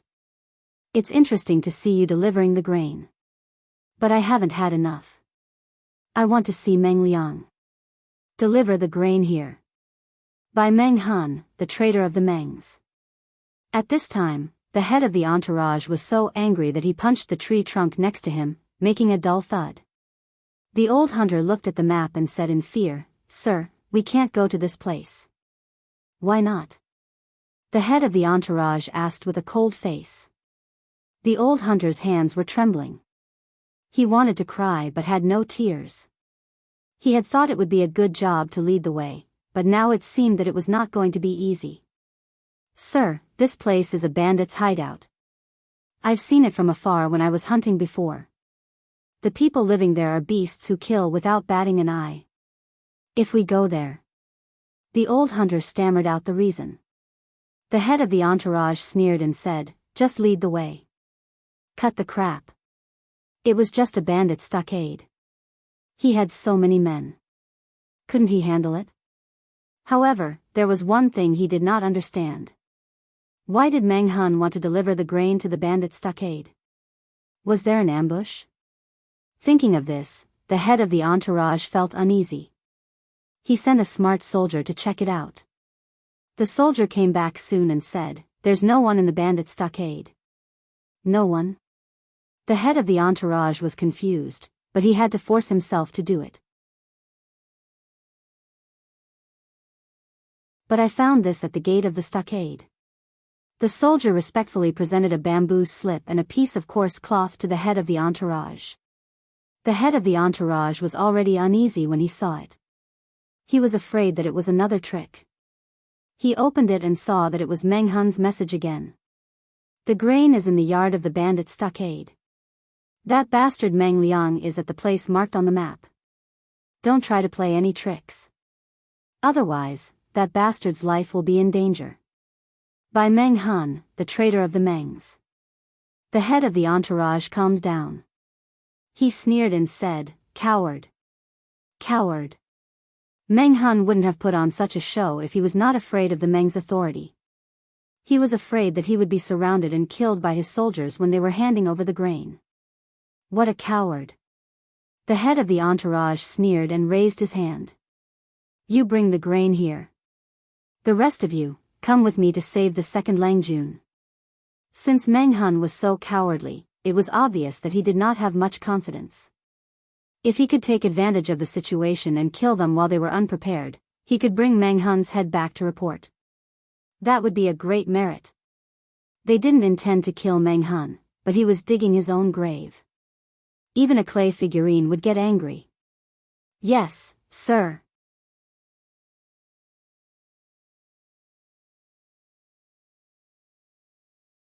Chapter 228. Qiguan Rang fluttered his feather fan and said to Jiang Pengji, "You're too evil. If that's the case, you've misunderstood me. When have I ever been bad? Who can testify?" Jiang Pengji looked innocent. Even though Qiguan Rang was experienced and knowledgeable, he was choked by Jiang Pengji's shamelessness. Testify? He was the witness, okay? The viewers in the live stream were both heartbroken and laughing. They could no longer hold back the power in their bodies. Shameless Tianxia Wudi, ha ha ha, I can testify. Please look at my ID. Serene butterfly shatters dreams. To tell you the truth, the host is already invincible. Therefore, it was clear at a glance whether she was a good person or not. Gigi Kongting, if I transmigrated to the host's world and became her enemy, I don't think I could survive 3 episodes. It wasn't that their rank wasn't high enough, but that their opponent's rank was too high. From the beginning to the end, not only did he have something on them, he even made them run around in circles. He was simply too evil. From the perspective of the live stream, the audience could not see the expression of the unlucky guy who had been fooled by the streamer. They could only listen to the conversation between her and Qiguan Rang, trying to figure out what was happening outside. When they put themselves in that situation, many of the audience suddenly felt that the unlucky guy was about to be played to death. In Yuejia Zhuge Qinma, pft. 3 episodes. The brother above is very confident. I feel like I can only live for 1 episode. Billy, previous post, only 1 episode? Are you worthy of your ID? Sans Hisong Shiningsher, why do you guys have to torture yourselves to stand opposite the host? If I transmigrated, I would definitely hug the host's thigh tightly and let her bring me along to show off and fly. From then on, I would get a promotion and a raise in salary. I would get promoted and get rich. I would marry a tall, rich, and handsome man and walk towards the pinnacle of my life. Jiang Pengji looked at the densely packed discussions on the bullet screen. Her eyes flickered and she smiled. Qiguan Rang was keenly aware of her emotions. He waved the feather fan in his hand even more vigorously. Do you still need to prove it? Lanting, you are really. I feel sorry for Xiaoyu. Qiguan Rang raised his eyebrows and stared at her. In the end, he was speechless. She really didn't know how Su Ke could endure his bad temper. He was truly shameless to such an extent. His actions were deviant and even somewhat hooligan. Even Qiguan Rang, who liked to use tricks, could not help but admire Jiang Pengji. She was much more evil than he was. The grain team itself was already exhausted. They had to carry the grain up the mountain and run all over the place. They could even lose half of their lives. The soldiers who were escorting the grain were not that tired and could still fight. However, after going through this torment, the elite soldiers had also become exhausted. When the leader of the troops escorting the rations turned around and attacked, even though he had 200 elite soldiers and more than 400 laborers transporting the rations, which was 6 times more than Jiang Pengji's troops, Qiguan Rang did not have the slightest doubt as to who would remain standing with a smile until the end. Other than Lu Lanting, who else could it be? Jiang Pengji did not continue the topic. Instead, she looked at the fan in his hand that was making a squeaking sound. Are you hot? Qiguan Rang was confused by her sudden question. A little. The cellar is a little stuffy, but we'll be able to get out after a while. The cellar they were currently in was the one where the women and children had been kept. Jiang Pengji had sent people to clean it up early in the morning and dig around it. The cellar was 3 to 4 times bigger than the previous one. Although the bandits in the village were not very good, they were good at hiding things. The cellar was well hidden. If someone had not been lucky enough to find the entrance, no one would have known that there was such a big cellar under the village. Jiang Pengji had kept the cellar for a while. Qiguan Rang's hand that was waving the fan paused. Could he say that part of the reason why he was so hot was because of the surrounding temperature and also because he was angry? Suddenly, Jiang Pengji's eyes narrowed and she whispered, "Get ready. Someone's coming." As soon as she finished speaking, the door above the cellar opened. The scout who had been sent out to gather information came back. Lang Jun, they're here. The scene made Qiguan Rang cast a sidelong glance at her. He could not help but wonder how good her hearing was to be able to detect the enemy's movement from so far away. Get ready. Follow the plan. You two stay here and protect Wenjing. If anything happens to him, you'll have to pay for it yourself. Jiang Pengji raised her hand and dropped it. 2 tall and strong men stepped out of the ranks and walked behind Qiguan Rang. They looked like they were guarding the door. The rest of the troops who had been hiding in the cellar climbed out of the cellar stairs in an orderly manner. Each of them carried a delicate crossbow on their back. The crossbow was different from the improved one Jiang Pengji had used before. It was only half the size of the improved one and had a shooting range of about 90 paces. It could fire 3 arrows at the same time and had a low recoil. It could be tied to one's arm and was very suitable for close-range ambushes. After Jiang Pengji conquered the bandit village, the place was not abandoned. Instead, it was carefully cleaned. There were more than 100 troops in the troops. It was not a big number, so the farm was not crowded. However, after she conquered a few more bandit villages and further expanded the troops, the farm would not be enough. She planned to make use of the waste and arrange some troops to stay in the original bandit village. On the one hand, it could relieve the pressure of the training ground, and on the other hand, it could observe the movements of other bandit villages. All the troops hid in various places in an orderly manner. They were all dressed in black coarse linen clothes and their figures blended in with the night. With the dim moonlight, it was difficult to find them even if they were very close. Jiang Pengji was very strict with discipline. The troops had to obey her orders. Whoever dared to disobey would be severely punished. In addition to the basic training, Meng Hun, under Jiang Pengji's instructions, had to brainlessly instill the concept of obeying orders in them. Now it was beginning to work. Even the bandits who had been recruited some time ago obeyed her orders and stood guard everywhere. Jiang Pengji raised her 5 senses and listened to the footsteps. She curled her lips. These people are stupid enough to choose to split up. The head of the entourage led 150 elite soldiers to rescue Meng Liang, while the rest of the soldiers and cooks stayed behind to transport the food. Wenjing could not help but frown. If this is really Coach Meng's idea, we will have a headache. No matter which group it is, Coach Meng's men will not be able to deal with them, Qiguan Rang said. Qiguan Rang said, Lanting's actions not only annoyed them, but also revealed her lack of confidence. The head of the food escorts will naturally be angry and want to kill. One group will go to rescue Meng Liang, and the other will ambush Coach Meng. Normally, this is not wrong. With Meng Hun's manpower, how could he steal the food from the hands of 400 laborers and 50 elite soldiers? Even if he set up an ambush, the odds of success were slim.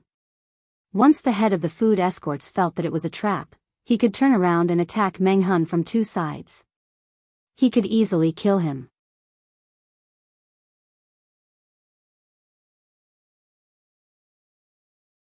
Chapter 229. You said it's normal. Jiang Pengji smiled, revealing her white teeth. She tilted her head and said, I've never been normal. Jiang Pengji could not only take down the cooks and the elite soldiers in the shortest time possible, but she could also move all the rations. When the leader came back, he would probably face a second round of ambush. It was all about efficiency. How could a weakling want to play dirty with her? In her territory, she could only do things at her own pace. Qiguan Rang waved his feather fan. Jiang Pengji suddenly asked him, Wenjing, when is the best time to strike? Of course we have to wait for them to finish moving the rations and then extinguish the torches as a signal. That's the best time to strike. Jiang Pengji smiled and said, if that's the case, we'll listen to Wenjing and extinguish the torches as a signal. If that's the case, Lang Jun will have to wait. It would take a long time for a few thousand dawn of rations to be piled up. Compared to the process, I value the result more. Facing enemies that outnumbered them, Jiang Pengji did not act rashly. Instead, she chose to face them calmly. She was indeed conceited, but it did not mean that she was brainless or impatient. On the contrary, she was like the most experienced hunter. In order to capture her prey, she could wait patiently.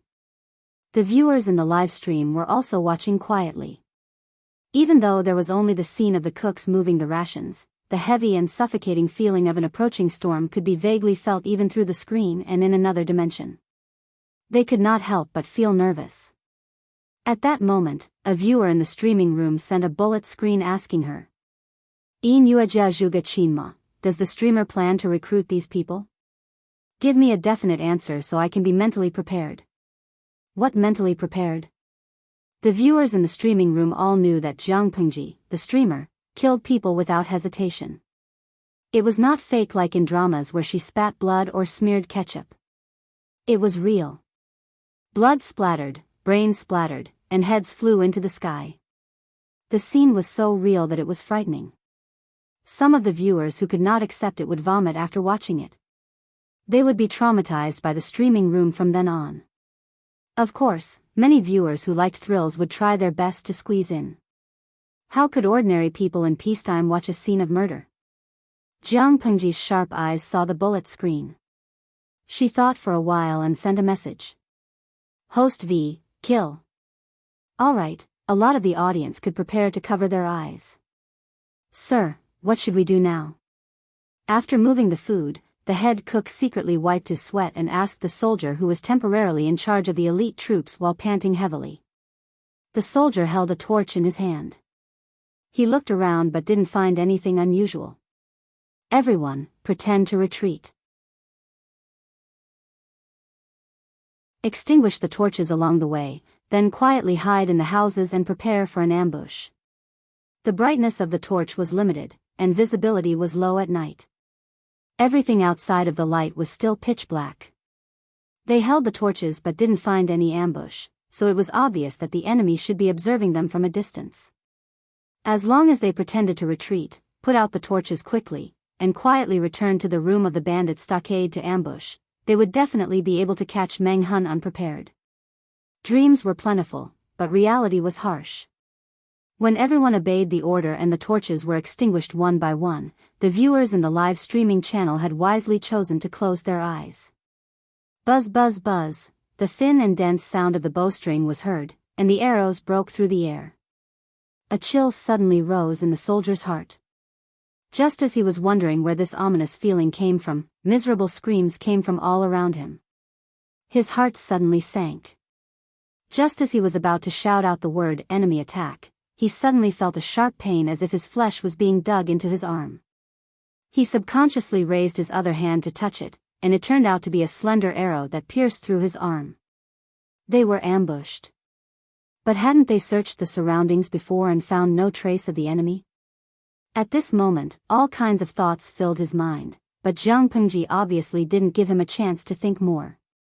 Puff, puff, the first round of volleys had just passed 2 breaths, and the second round came quickly. The sound of arrows piercing into flesh rang in the silent night, making people's hair stand on end. The troops in the dark couldn't see the enemy's position, and they didn't need to aim specifically. They just needed to shoot randomly at the place where the torches were extinguished. It was normal to be shot to death by random arrows, and those who were still alive were the lucky ones. As for those who were unharmed, they would also go up and finish them off later. Jiang Pengji's plan was very clear. She would only leave 2 or 3 injured soldiers behind and let them bring Meng Liang's body back to Meng County in Sung Prefecture. But these people thought they were smart and chose to split up, which gave Jiang Pengji an excellent opportunity to attack. She also participated in the ambush, and the crossbow in her hand was steady and fast. The audience in the streaming room could use the convenience of the camera to see how she shot the enemy's head with 1 arrow. Every arrow accurately pierced through the target's eyebrows and brain, killing them in 1 shot. After 10 rounds of volleys, the screams were completely extinguished. Jiang Pengji said coldly, "Those who are still breathing, send them on their way." It wasn't the first time that the troops had killed people, but their limbs were still a little weak. Even those who used to be bandits couldn't kill hundreds of people so easily. It was as if they weren't harvesting human lives, but wheat after wheat. But they were all people who lived with swords and blood, so they didn't dare to hesitate and retreat. They all popped out from their hiding places. Some of them looked for those who were still breathing, while others moved quickly to carry the grain to the cellar. The cellar wasn't far, so they could move all the grain in a very short time. Nongqin belonged to the former group. Her hands were covered in sticky blood, but she was still calmly breaking the enemy's neck one after another. She looked like a Rakshasa ghost, which sent chills down everyone's spine. The bandits even wanted to take a detour. In less than a quarter of an hour, all the grain had been moved. Jiang Pengji coldly twitched the corner of her mouth. Nongqin, bring me a pen. She casually dipped the tip of the pen into the blood on the ground and wrote rough, blood-red words on a roll of coarse cloth. Those who go back on their words are the dogs of the Mengs. The Mengs want to use me as a scapegoat to humiliate my wife and daughter. They will be shamed even after death. Such despicable behavior is not worthy of the late Lord Meng. If you want to do this, don't blame me for retaliating. If Meng Liang doesn't die, how can I face the spirits of my deceased wife and daughter in heaven? By Meng Han, the traitor of the Mengs. After she finished writing, she threw the pen away. A piece of coarse cloth fell to the ground and covered Meng Liang's face. Meng Liang's body, which had been suppressed in the ice cellar, was now wrapped in a rag and tossed among the other corpses. Although he was dead, Jiang Pengji could still make him shine again and bring out the last of his value. Let's go. We'll stop them again. Let's show them who's the real loser. Meng Han didn't say a word. He secretly clenched his teeth, as if he was holding back something. Finally, his eyes turned red and he vented all the anger in his heart. Qiguan Rang saw this and gently waved his feather fan.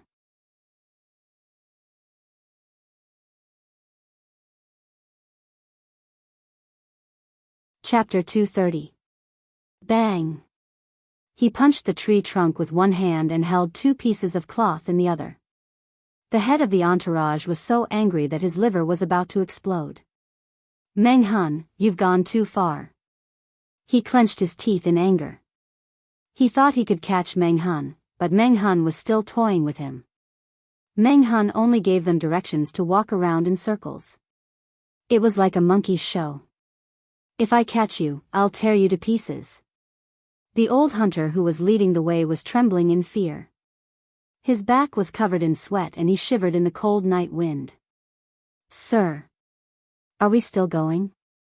The old hunter asked carefully after the man had finished punching the tree. No. Let's go back. They're trying to lure us away. They want to take the rations away while I'm not here. Hee, I'm afraid they'll never know that I left someone to guard the rations. Meng Han is just a stray dog. How can he swallow so much? He must be scared of choking to death. His eyes darkened and a murderous look flashed in his eyes. He didn't even need to think to know that if he kept searching, he would only find more pieces of cloth. It was an obvious trick to lure them away. The purpose was to buy time so that they could take the rations away. Let's go back and surround Meng Han. At the order of the head of the entourage, the exhausted soldiers pulled themselves together and hurried on with their sore legs. The old hunter was confused. He was only hired to lead the way. How would he know what was going on with the soldiers? He just needed to lead the way. When he got the promised money, he would never do such a thankless job again. The old hunter muttered to himself as he moved through the forest. He was as strong as a young man in his 20s. As a veteran hunter who had been hunting nearby for more than 30 years, he could move freely even with his eyes closed. He knew when to step and where to step. He knew it would be easier for him to do so. But it was not so easy for the soldiers.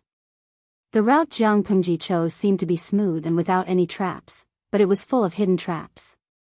It was very exhausting. The old hunter was already used to it, so naturally he did not feel anything. On the other hand, the soldiers were traveling at night, and the terrain was so rough. How could they not be exhausted? The head of the entourage was eager to kill Meng Han to avenge himself, so he kept urging them to hurry up. One of the soldiers panted and jogged, "Boss, don't worry. Meng Han definitely won't expect us to come back." That's right. With so much food, even if 400 people carried it, it would still take at least an hour. How could they move fast if they were carrying the food? Even if we can't catch them, we can still catch up to them. Leader, you don't have to be so anxious. Let us rest first. Hearing that, the head of the entourage's face darkened. He raised his hand and whipped the soldier.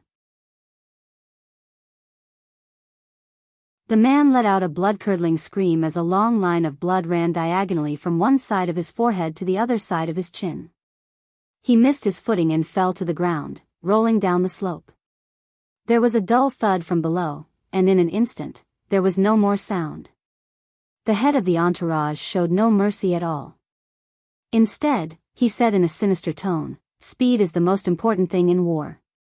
How can we waste our time for such a reason? Meng Hun is a cunning man. Who knows what other tricks he has up his sleeve? Anyone who wants to rest will end up like him." The other soldiers kept quiet out of fear. They just lowered their heads and held their breaths, afraid that they would be whipped if they breathed too loudly. The head of the entourage snorted and said proudly, "Since no one objects, let's continue our journey and capture Meng Hun alive. As long as we capture Meng Hun and make a great contribution, I'll ask the county chief to reward you. Then you'll have a meteoric rise. You'll have money, women, and status." Tempted by the benefits, the other soldiers forgot about the rising fear in their hearts and suddenly felt a sense of heroism. After a while, the bandit stockade could be seen with the naked eye. There was still light over there. The head of the entourage laughed when he saw it.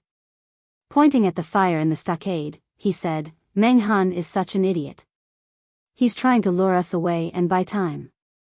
He didn't expect that I had a trick up my sleeves. I left some people to guard the food. It's not that easy to get the food. If you want to take it, take your life." Seeing the bandit stockade getting closer and closer, the head of the entourage felt excited. He smelled blood in the air, which made him even more overjoyed. Obviously, this was the evidence that Meng Hun had led his men to launch a sneak attack. Maybe he was already wounded and had fled. The old hunter suddenly felt extremely uncomfortable when he was only 100 meters away from the stockade, as if a terrible beast was targeting his vital parts. This kind of vigilance had saved him many times in danger, and this time the feeling was stronger than ever. He stopped for a moment and suddenly bent over and rolled over. The old hunter felt that his hands and feet were numb and weak in panic, as if he would lose his life if he slowed down a bit. His action was so sudden that the head of the entourage came back to himself from his extreme excitement and became serious. "What are you doing?" As soon as he finished speaking, a strange sound came from the back of the troop. Screams kept coming from the back. The exhausted soldiers fell one after another, like rice being cut, one after another. The head of the entourage was frightened by the sudden change. All he could see was darkness. He could not see the enemy at all. It was as if the deadly arrows had come out of nowhere. After only 3 volleys of arrows, only 20 to 30 of his soldiers were left. The rest had been turned into porcupines. TSK. Cowards. The Mengs keep using such useless people. What a disgrace to Lord Meng. Jiang Pengji squatted on a branch. She wanted to shoot some arrows at the head of the entourage, but she did not expect him to be so cruel that he grabbed the corpses and used them as meat shields. A few stray arrows hit the corpses. TSK, TSK. It was rare to see someone so useless. Qiguan Rang's night vision was not that good. He heard Jiang Pengji's sarcasm and thought she was belittling the enemy. Jiang Pengji patted the trunk of the tree, which made a cracking sound. The troops heard the sound and put their hands to their mouths. They shouted, "Meng Gongyong of the previous dynasty is ridiculous." Qiguan Rang's heart sank. He was frightened by their thunderous voices. The descendants of today are worse than dogs. Someone's feather fan almost fell to the ground. Was it really okay to mock them so blatantly? At that moment, Qiguan Rang could not help but think of the coarse cloth Jiang Pengji left behind. It directly called the Mengs dogs. Jiang Pengji said to Qiguan Rang in distress, "I don't think it sounds imposing. Should I say something more infuriating?" Qiguan Rang was speechless. Wasn't that infuriating? If it were him, his brain would explode.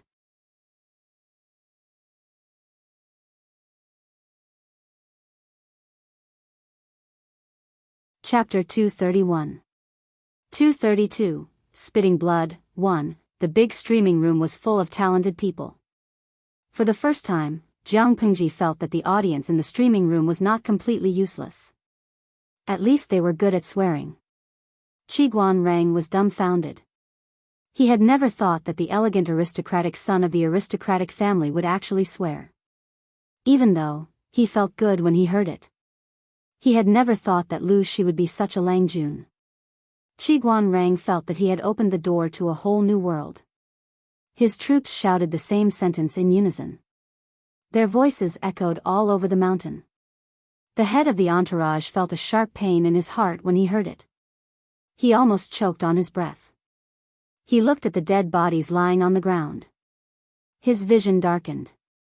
He staggered and almost fell on his butt. The old hunter crawled out of his hiding place. He did not dare to look back. His clothes were stained with the soldier's blood. The sticky and warm feeling on his hands scared him out of his wits. His face was as pale as paper. He crawled away on all fours. The reward for leading the way was tempting, but how could it compare to his own life? It would be a waste if he did not have the life to spend the money. He decided that he would never do such a dangerous job again. The head of the entourage was a man who cherished his life. Staying outside was not as safe as staying in the bandit village. At least there were buildings and shelters in the village to protect him from the arrows. However, when he and his subordinates left the dead bodies on the ground and arrived at the brightly lit bandit village, they were all shocked by the bloody scene inside. There were many more dead bodies than outside, and there were several arrows stuck in each of them. Some of the fatal wounds were not from the arrows, but they were still dead. They must have been killed after the battle. The head of the entourage, who had never cared about human lives, was so scared that his legs turned to jelly. He could not say a word. Chief. Chief. That looks like. Second Langjun, an injured soldier, was so scared that his legs were trembling. He pointed at a greenish-black corpse that emitted a strange aura with a trembling finger. What? The head of the entourage suddenly came to his senses. He quickly crawled toward the corpse. The corpse was very cold and hard. It gave off a rotten smell, but the face was still recognizable. At this moment, he finally understood why Meng Hun and his gang shouted, "The descendants lost their son and their food." Meng Liang's Langjun had already been killed. Touching the body, he felt like a piece of meat that had been frozen in an ice cellar. His heart sank deeper and deeper. Just by looking at the condition of the body, he could guess that Meng Liang had not been killed in the past few days. It was highly likely that he had already been killed when he was captured by Meng Hun. At this thought, the head of the entourage was so scared that his mind went blank. He felt a stabbing pain in his heart and spat out a mouthful of blood, but he swallowed it back. However, the matter that stimulated his nerves was not over yet. "Leader, there's no more food." The bandits' stronghold was empty, and there was no trace of the mountain-like grain bags. The head of the entourage could not help but spit out a mouthful of blood. His eyelids rolled and he passed out. How could he not vomit blood? How could he not pass out from anger? Meng Liang had been killed a long time ago, but Meng Hun had created the illusion that Meng Liang was still alive and cheated the Mengs of their food. After taking the food, he made up those humiliating words. It was as if he was afraid that people would not know that he had killed Meng Liang and cheated the Mengs of their food. Meng Liang had killed his wife and daughter, so he took revenge. He killed Meng Liang and cheated the Mengs of 3,000 dawn of food. The Mengs were proud of that, but he just stood there and watched like a monkey show. He must have secretly mocked the Mengs for being as stupid as pigs. This was really a loss of a son and a loss of food. That was so frustrating. "Do you feel good now?" On the other side, Jianghu was riding high. "How can I not feel good?"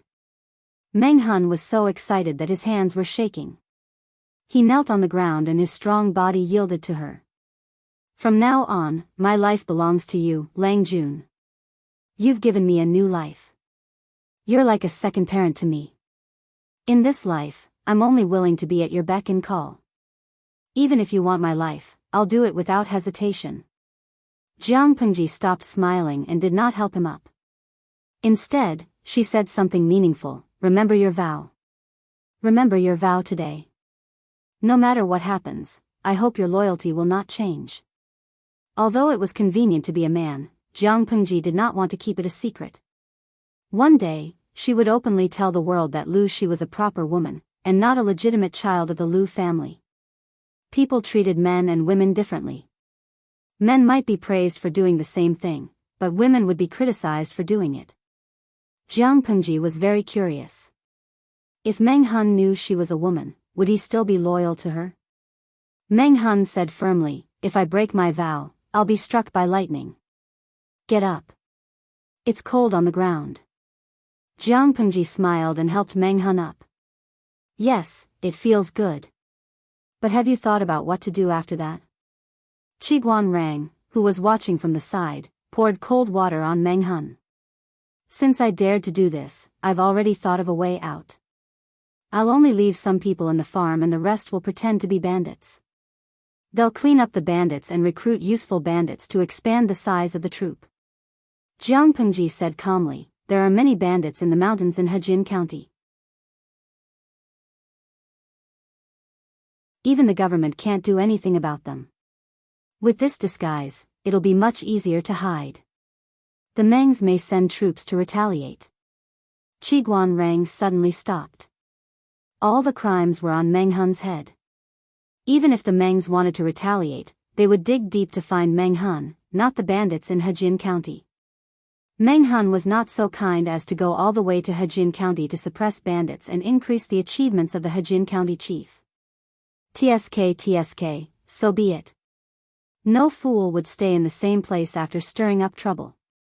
Jiang Pengji said indifferently, "In 2 days, when the situation is less tense, I plan to let Meng Hun leave Hejin County and escape to other places to divert the Meng's attention. We haven't even dealt with the mess in Meng County in Sang Prefecture. Where will we find so many troops to avenge our son?" It was already a troubled time. The Meng still had a lot of problems to deal with. How could they want to find her? She would leave Hejin County in 2 or 3 months. If they could find her, she would admit defeat. "Are we just going to leave the grain?" Qiguan Rang asked. "As for the grain, we'll store it in the cellar. I'll send someone to keep an eye on it. The most dangerous place is the safest. Those idiots all think that Meng Hun and his men have moved the grain away. Who would have thought that the grain was only moved from the surface to the underground?"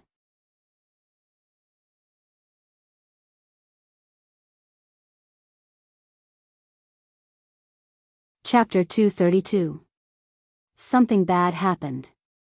At dawn, the county chief of Hejin County was woken up by his servants from his bed. The county chief got up from his bed with sleepy eyes. "What are you yelling for? You sleep first. I'll go and see what happened." The county chief's beloved concubine was also disturbed. She said in a coquettish tone, "Master, it's not even dawn yet, something must have happened." The county chief of Hejin County was also angry. Anyone who was woken up from a sweet dream would be angry, not to mention the county chief of Hejin County, who had been living like a prince for many years. Gradually, he became a little angry in bed. He lifted the quilt, grabbed his clothes with one hand, and hurriedly went out. When he heard the servant's report, his remaining sleepiness disappeared instantly. He was so shocked that he almost fell to the ground. What did you say? Say it again. Who did you say died?" The Hejin County chief's eyes were wide open like a pair of copper bells. His face was full of shock. He spoke so fast that his tongue could be twisted. "What happened last night? Tell me in detail." The Hejin County chief grabbed the servant's collar and pulled him towards himself. The servant was so scared that he was trembling all over. As they were too close, the warm breath from the satrap's mouth hit his face. The servant became more nervous and repeated what he had just said, "Master. Master. Something big happened yesterday. It is said that the Langjun of the Mengs in Sangzhou was poisoned by someone." The county chief of Hejin County was also stunned. He wished that it was just a nightmare and not the bad news he was hearing. Who is the Langjun of the Mengs in Sangzhou? If the Langjun of the Mengs was in trouble in Hejin County, he wouldn't be too worried. However, he had a bad feeling. He was afraid that the Langjun was an important figure in the Mengs. What is his identity? The servant gasped and said with difficulty, it was said that the Langjun of the Mengs was the second son of the Mengs. His name is Meng Liang. The second son of the Mengs. Hearing these 3 words was like a clap of thunder, directly causing him to be stunned on the spot. His legs went limp, and he actually lost his composure and sat on the ground. Laleoi. Are you all right? The servant was already afraid, and seeing the pillar of the family lose his composure, he became even more flustered. Help me up. The Hejin County chief grabbed the servant's arm and stood up. At this moment, his mind was completely muddled. He deeply felt that his luck was terrible this year. What kind of Taisui did he offend? If not, why did the noblewoman of Hejin County almost die a few days ago, and now the second son of the Meng family was murdered? Master, what should we do now? The servant still remembered the scene a month ago when the head of the entourage broke into the city gate with his men and killed people.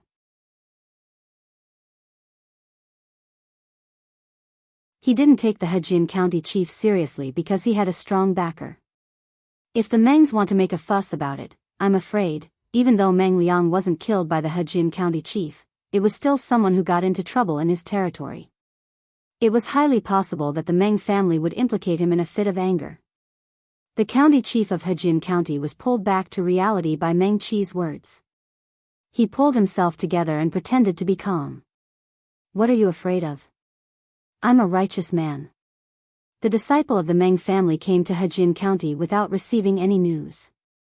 Can you blame me if something happens to him? Although he said so, the Hejin County chief wasn't confident that he wouldn't be implicated.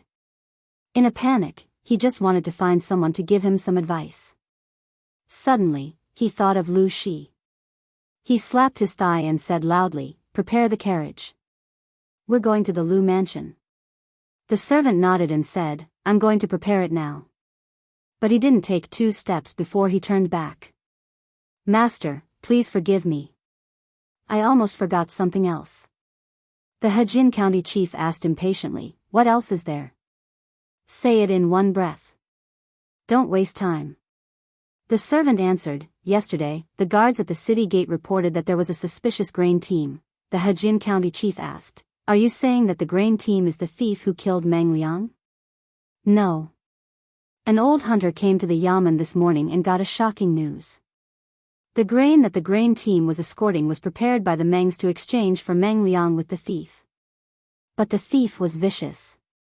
He killed Meng Liang early and tricked the Mengs into sending the grain. The old hunter said that there was a bloody battle in the mountains last night. Half of the grain team was killed by the thief. There were only 20 or 30 soldiers left. They are all in the yamen now." The servant told the story without taking a breath. The county chief of Hejin County was stunned. He was shocked by the first news, but he had mixed feelings about the second news. He didn't like the Meng style, but he didn't expect the thief to be so bold. They killed people and cheated them of the grain. The Hejin County chief thought for a while and said, "Go to the yamen first, and then to the Lu mansion. Send someone to send the visiting card to the Lu County chief." It seemed like a peaceful day, but there was an undercurrent brewing in the dark that affected the pulse of Dongqing. The common people didn't notice it, but those who were well-informed reacted. The survivors of the grain team were all from the Mengs, so they were tight-lipped. But there was also an old hunter who escaped from death. He didn't have a high level of awareness, so he didn't keep his mouth shut. With a little coercion and a little temptation, he would spill everything. Of course, it included the 2 sentences that the troops said to ridicule the Mengs.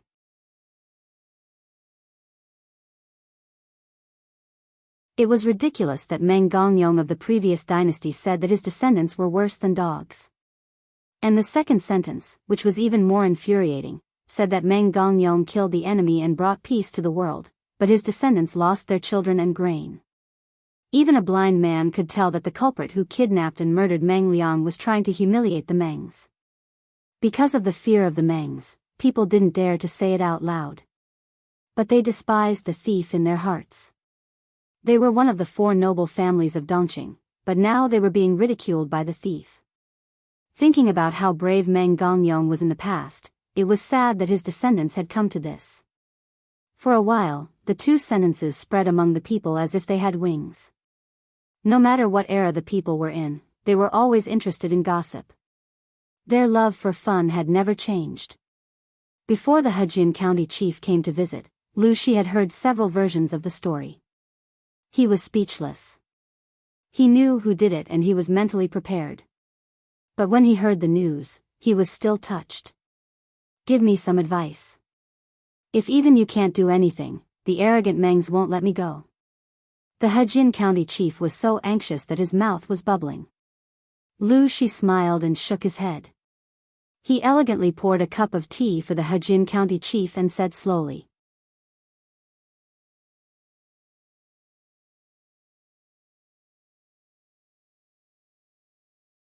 Chapter 233.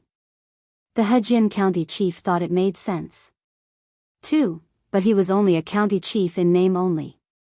How could he have so many soldiers to catch the bandits? Just taking care of the guards in the county governor manor who were just there to keep up appearances was already a stretch for him. He sighed and said shamefully, Brother Lu, you don't know. Even though I have the title of a county chief, I can't be compared to you. Without any real power in their hands, they had neither food nor manpower.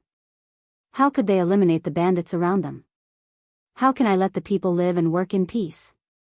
I have the heart but I can't do anything to those bandits.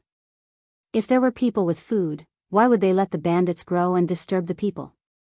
He also had great ambitions. He wanted to be a good county chief and work for the people. However, there were too many powerful Buddhas in Hejian County. As a powerless county chief, he could only be an obedient mute and retire peacefully. In the past, he had tried to gather people to suppress the bandits, but at that time, the bandits had already become very powerful and could not be mobilized. Lu Shi sighed helplessly. He seemed to sympathize with his old classmate. After a while, Lu Shi hesitated and said, You and I have known each other for a long time and we are classmates. I can't just watch you being attacked by the Mengs and ignore it. The only way out is to catch the bandits who killed Meng Langjun. If you lack manpower, why don't you borrow some people from other families in the name of suppressing the bandits for the people? It's fine if no one gives you some food. The county chief of Hejian County looked embarrassed. This solution could solve the urgent situation, but he would lose face. The families that Lu Shi mentioned were the other gentry families in Hejian County. The county chief felt like he was begging for money. Seeing the county chief hesitate, Lu Shi said righteously, My family doesn't have many resources. Even though we have some property, we are only the second branch. We can't take over the family, so there's a limit to what we can do. If you don't mind, I'm willing to give you 100 servants to help you suppress the bandits. The gentry families were big and had many servants. But the number of servants to guard the house was fixed and the number was fixed. After all, it didn't take too many people to look after the house. If there were too many, it would be equivalent to raising another mouth to eat without doing anything. Under normal circumstances, if the Hejian County chief went out to borrow people from other families, he wouldn't be able to borrow many. Of course, the wealthy families that secretly raised private armies were an exception. 100 people was a huge number and a generous one. How could the Hejian County chief not be shocked? Even the previous few times when they were suppressing the bandits, they only mobilized 100 or 200 soldiers. The county chief of Hejian County calmed down and relaxed his frown. If it weren't for the inappropriate situation, he would have laughed out loud. Brother, you've really helped me a lot. Regardless of whether we can catch those thieves or not, I will owe you a big favor. Lu Shi also broke into a smile and said a few words humbly. He looked like he was doing it for the sake of brotherhood. The Hejian County chief naturally had to return the favor after receiving such a big favor. The 100 people were like 100 mouths. The Lus had already sent people, they couldn't ask them to give back food. Therefore, He decided to pay a visit to the other landowning households later and ask them if they could give him some food or not. After all, to these landowning households, people were more valuable than food. Anything that could be solved with food was nothing. Training servants required energy, money, and material resources. If the people they lent out were lost, they would suffer a great loss. In comparison, it was more cost-effective to send people off with a batch of food. With Lu Shi taking the lead, the other families couldn't be too stingy. They would more or less give some food. Although it was a bit embarrassing, it was worth it if they could get through this crisis. The Hejin County chief felt better when he thought about it. After Jiang Pengji finished dealing with the follow-up matters, she received a message from the gatekeeper asking her to see Lu Shi. "Father, what can I do for you?" Jiang Pengji was a bit confused. Lu Shi wouldn't scold her because of what happened last night, would he? "Father has found a few free suckers for you." Jiang Pengji was confused. "What suckers?" Lu Shi smiled and took a sip of tea. He told her about the visit from the Hejin County chief. "You should have 100 people in your troops, right? If you are willing, you can lend them to the Hejin County chief. He will be in charge of the troops, but you can make all the decisions secretly. You can divide the spoils of war. As for the captured bandits, I will talk to him and give him a clear path." Jiang Pengji had secretly suppressed the bandits and recruited usable bandits into the troops. It was a good idea, but it was not a good way to explain if they were discovered. Lu Shi wanted to use this opportunity to give her a clear path and get a call from the Hejin County chief. Of course, the 100 people belonged to his daughter, so it was not appropriate for Lu Shi to make the decision for her. If Jiang Pengji was not willing, Lu Shi planned to send 100 people from his guards to the Hejin County chief. Jiang Pengji listened and thought about it carefully. She was a bit tempted. Giving her a clear path was only one of the benefits. The other was that during the suppression of the bandits, all the expenses of the troops would be paid by the public account. What did it mean by paying the public account? The chief of Hejin County collected food from various aristocratic families and used it all to feed Jiang Pengji's troops. Jiang Pengji didn't have to spend a single cent. Although some of the spoils of war would be taken by the chief of Hejin County, she had more choices about the captured bandits and even other benefits. In layman's terms, it was using other people's money to feed one's own troops. There were many gentry families in Hejin, so they had more money and food. No matter how stingy those people were, they would pay a little for the sake of their reputation. The total amount of food was very considerable. Jiang Pengji felt that they could eat some of it and carry some of it away. Of course. After all, the benefits far outweigh the disadvantages. The bandits near Hejin must be eliminated. In the past, we could only do it secretly. Now we have a good reason to do it, and there will be people who will pay for the expenses. Wouldn't it be unfair to myself if I don't accept such a good offer? It was not easy to start from scratch. One would not know the cost of food if one did not manage the household. The scale of the troops was still small. When the number of people reached thousands or even tens of thousands, she would not be able to feed so many people with her current wealth.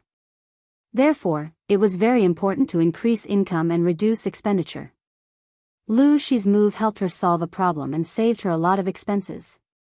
He pressed his lips together as if he wanted to suppress the smile on his face, but the gentle smile in his eyes betrayed his true feelings. "Since you have agreed, I will inform the Hejin County chief tomorrow." Lu Shi paused and then asked in a low voice, "Have you cleaned up the aftermath of the incident with Meng Liang?" "Father, don't worry. It has been done," Jiang Pengji answered with certainty. The father and son looked at each other and smiled. They both saw the slyness in each other's eyes. At that moment, the news of Meng Liang, the second son of the Mengs, being murdered spread like wildfire. You're tuning into the Biyao's Wuxia Chronicles YouTube channel. Don't forget to subscribe and join us on this journey to catch the most captivating stories.